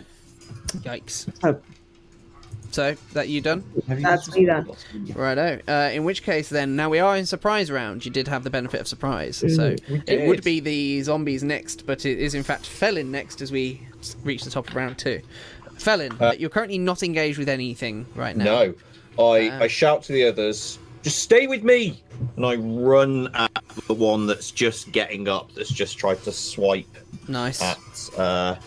and it's still... Is it still It is prone? still technically prone, yeah. Amazing. So you get Let's to attack with advantage. make hay while the sun shines. Lovely. So that is a 16. 16 will certainly hit. Roll for damage for me. And that'd be a doozy. That will be an 8 damage to it. Okay. As I slash with my axe. All right. And Not quite enough to finish it, but it is in and critical I should have condition. done. Seeing that it's not, I should have done. If I was being meta, I should have done this the other way around. But seeing that that's not killed it, I'm like, and seeing that they were in problem, I'm like, oh no.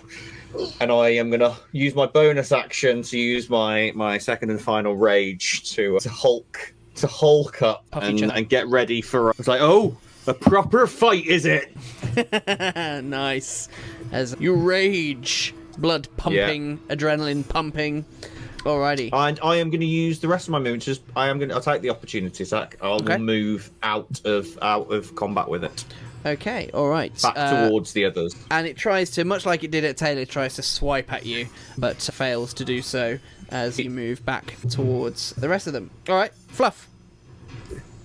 Okay, so who's left and how hurt do they So look? there are 2 untouched zombies, 1 zombie that is in critical condition. Okay, I'm just going to be efficient and Magic Stone the one that's already been hurt and just say, get back on the ground, you! 17. 17 will absolutely hit then, as you throw another magic stone. Yeah! That's 8 points of bludgeoning damage. How are you finishing it? This one's got a little spin on it. It just kind of like clocks in, sort of David and Goliath style, just clocks in the side of the tomb. Remember that shaped stone. Yeah. And it does, as it kind of hits its head at a jaunty angle and just kind of like stays down.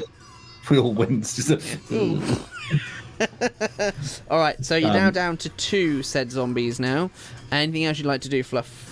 I'd like to just swoop, kind of like he does like the sort of little owl hop, and then sort of like takes flight briefly to kind of like swoop in next to Fellin and just kind of like tuck under his wing and sort of be like, "We are with you, my lord," and sort of. Alrighty. There are 2 zombies remaining. 2 both prone zombies, I should add, because they've not yet got up because of the surprise round. And also 2 untouched zombies. What would you like to do? Okay. How far are the so the the one I just whacked is 10 feet away. So the remaining 2 are about 20 feet away from you. Are they still prone? They are still prone, yes. Why must they be prone? Well, don't worry, they won't be in a minute. Yeah, they're, But for this turn. We'd like them to stay prone. they're going next.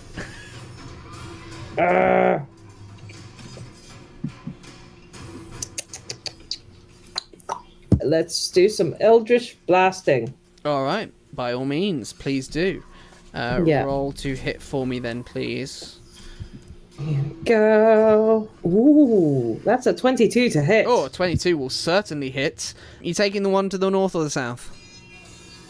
North. North, I'm all right. As feeling your north. blast of energy just flies across this strange room that you're in. How much There we go. damage? Let's make sure I have a D10. 7 points of damage. 7 points of damage. Not enough to take it down, of course, but it's certainly in critical condition as you just kind of blast. Better than the 1 point I did earlier. Indeed. So you just blast like chunks of decayed, like flesh just off of it. That kind of splats up against the rather pretty looking walls that have been painted with these pictures of a dragon's leg. I'm redecorating. Indeed. Anything else? That's it. Alrighty. Now it is finally the turn of these two zombies. So, it looks as though Fellin is once again forming somewhat of a front line, and these things look to be hungering for flesh. So, they are both going to charge towards you, Fellin. I will, whichever one gets to me first will get the pointy end of my... Oh, I do love Polearm Master. It always catches me off guard. I didn't realise how good it was It's until I so started good. using it. Just the... So that... Oh, that's only going to be a 9 to hit, I'm afraid. A 9 will still hit. These are slow. They're shambling towards you.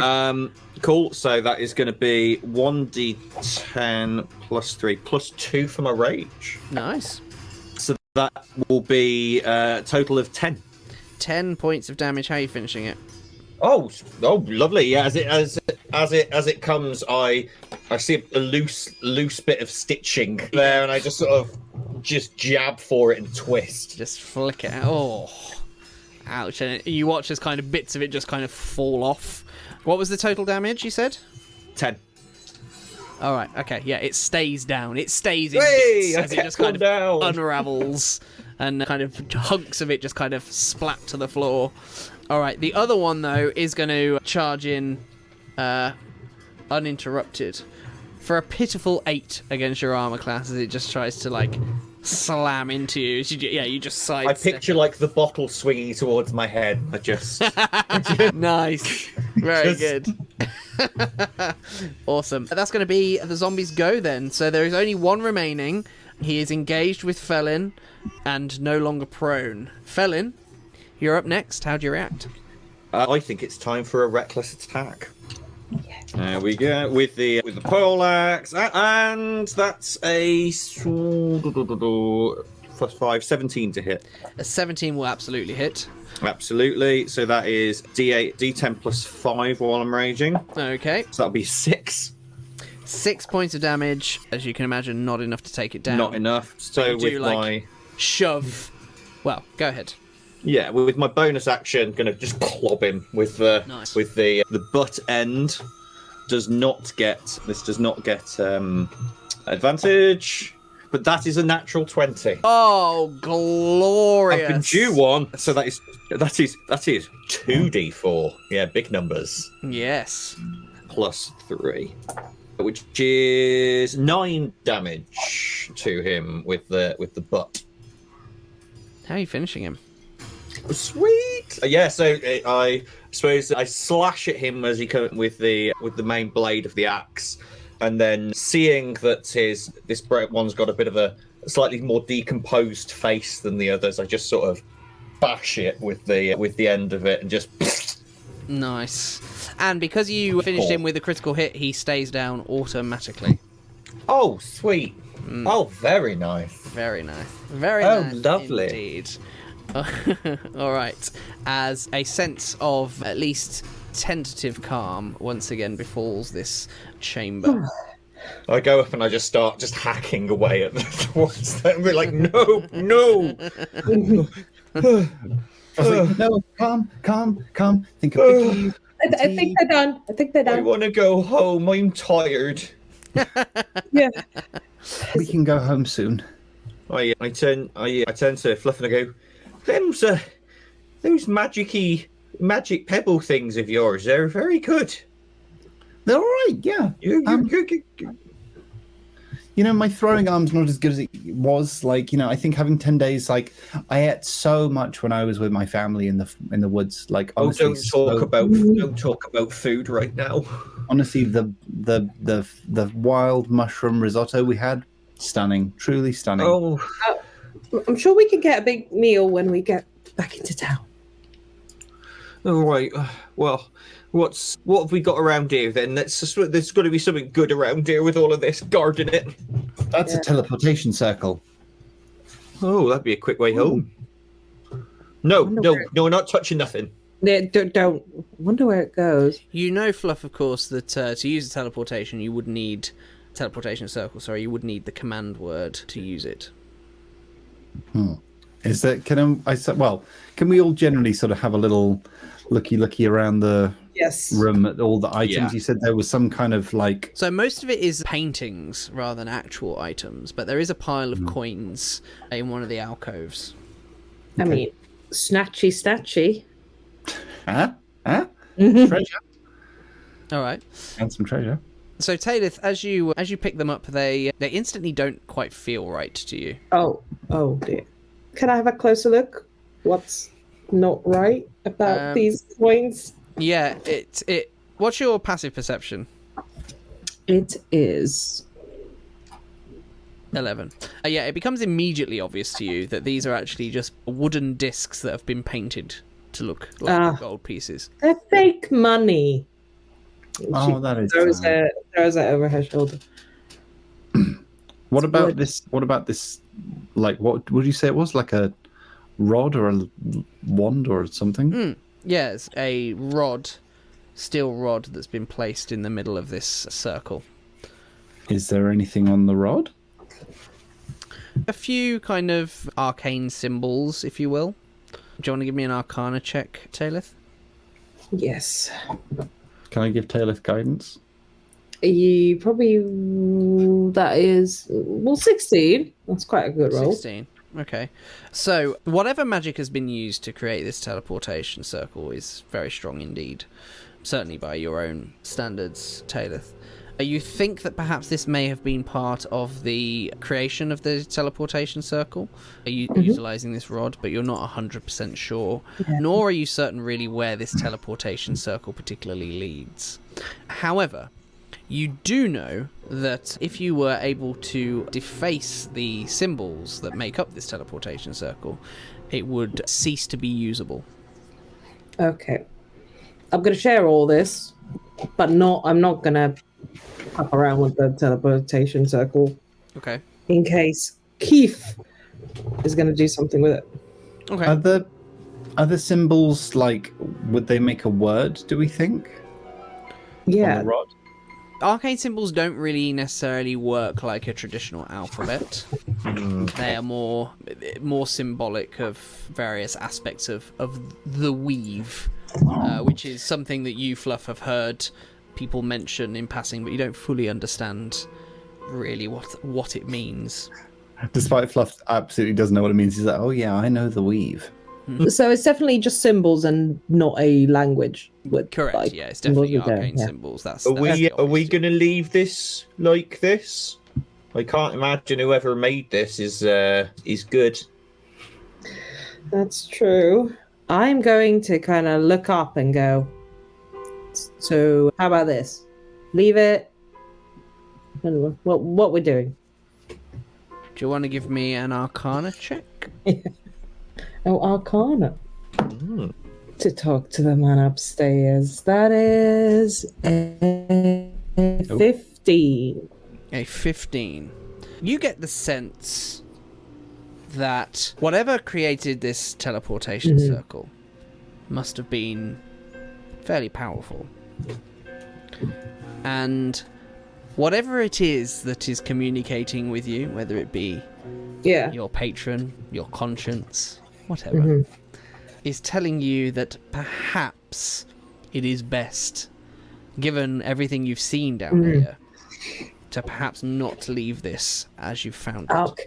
Then I'll start like scrubbing the lines with my boot, like breaking them. I see this, and I mean, you just at the metal rod in the middle. I just swing for it with my try and drop kick it to bend it out of shape. Yeah.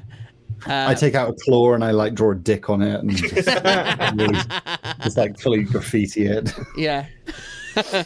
And so it's all kind of like bent out of shape with drawings all upon it. Taileth's kind of just completely messed up the icons and symbols in the dirt.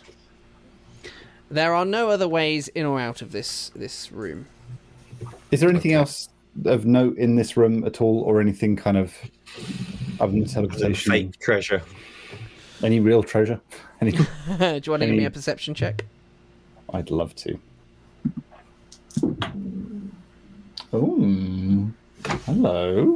Okay, 19, 20, 25. 25, okay. The only other particular things of note in here were the various glyphs that you saw glowing in the room. But you note that since the zombies have been put an end to, those glyphs have ceased to glow. Are they like tangible? Or are they written in, or are they kind of tangible things? They are kind of more like in the decor of because there's like painting all over the walls, and they're kind of like painted in. Okay. I relay that information to the party. But it does look as though it's kind of like painted into the walls, but it's almost a bit more like graffiti than it is an original part of the chamber. This place gives me bad juju. It's definitely bad juju. On these walls, I'm going to have a bit more of a look at these paintings on the walls. Yeah. Okay. What are you trying to determine? If there's any message, or is it just creepy decor? Sure. Give me I guess an Arcana check is probably most appropriate. 3 creepy decor. Creepy decor. Yeah. We shall never know. What would you like to do next? In Druidic, in my like Druidic language and kind of Druidic symbolage, I'd like to leave a little totemic thing that means stop doing evil stuff here. And let's just leave that like by the teleportation circle. Okay. All right. Cool. Anything else?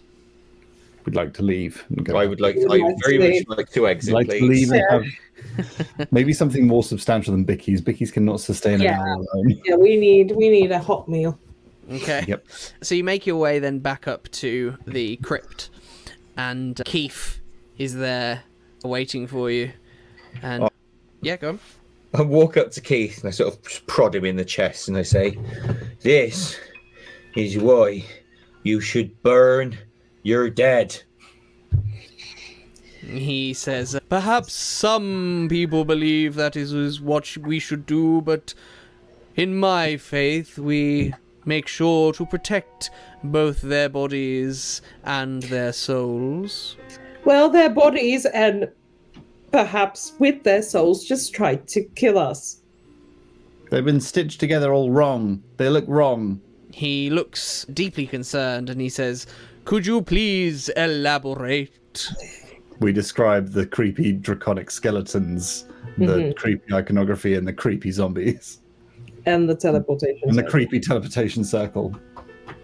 He says, "And you say they have been stitched together with parts that don't belong to them?"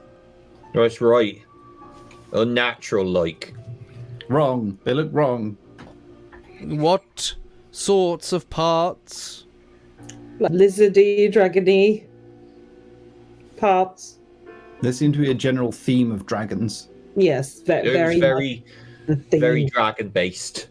Yeah. This is deeply concerning. Also, don't touch the back wall.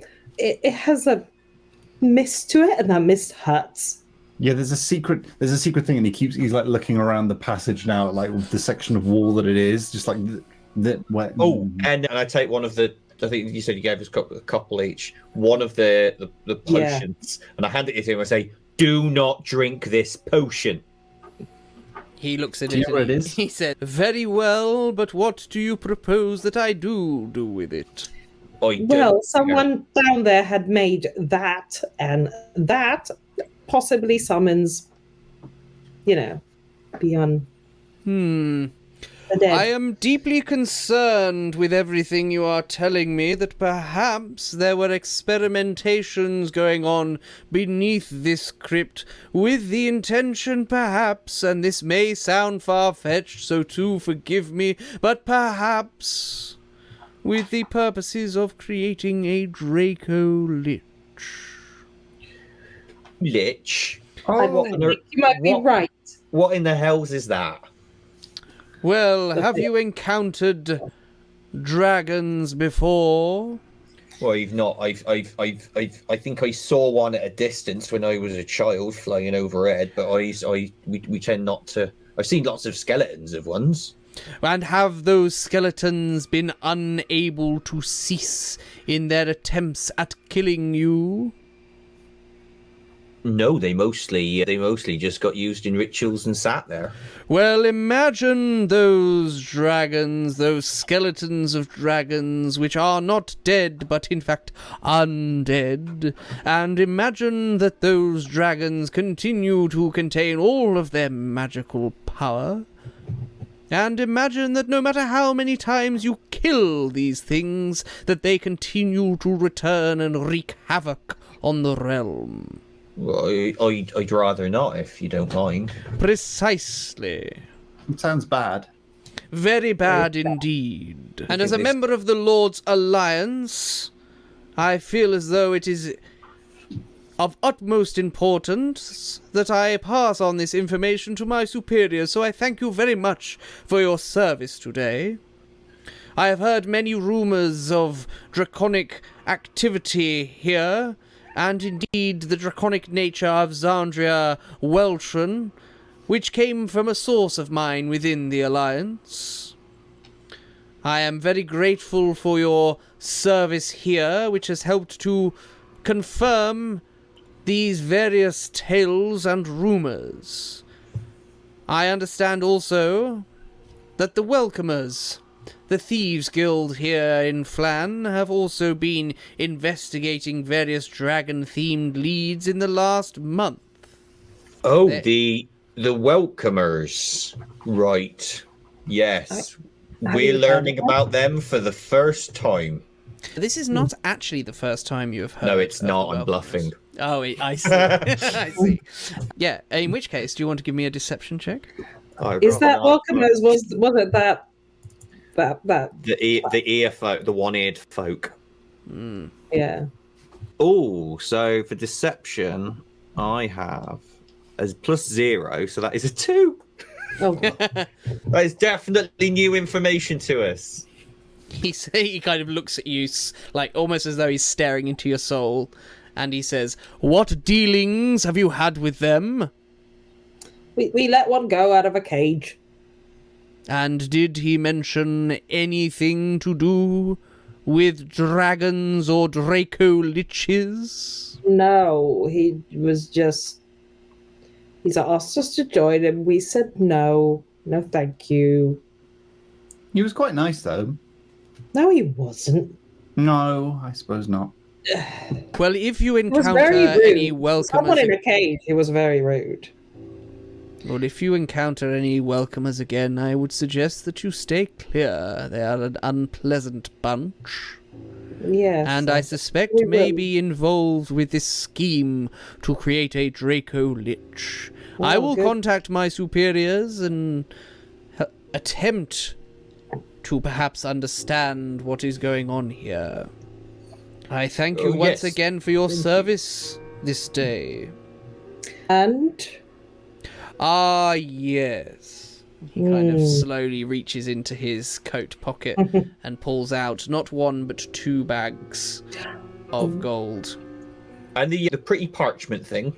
Ah, yes. And he kind of takes his hat off once again and pulls that out and hands that. thank you. How much gold is he giving us? And the first bag is 100 gold. In the other bag is a small amount of an extra 5. Oh my God. Giving it separate. Very organised. As we walk away, I was like, oh no, that rude man, he wasn't one of the welcomers. He was one of them zebra trimmers or whatever. Oh yeah. They're called. The welcomers were them thugs with the egg. Oh yeah. The ones that weren't very welcoming. No, they were not. Thank you. I got them confused. Oh, there seems to be lots of factions going on in here, and they're That's all why they wanted with the each other. egg.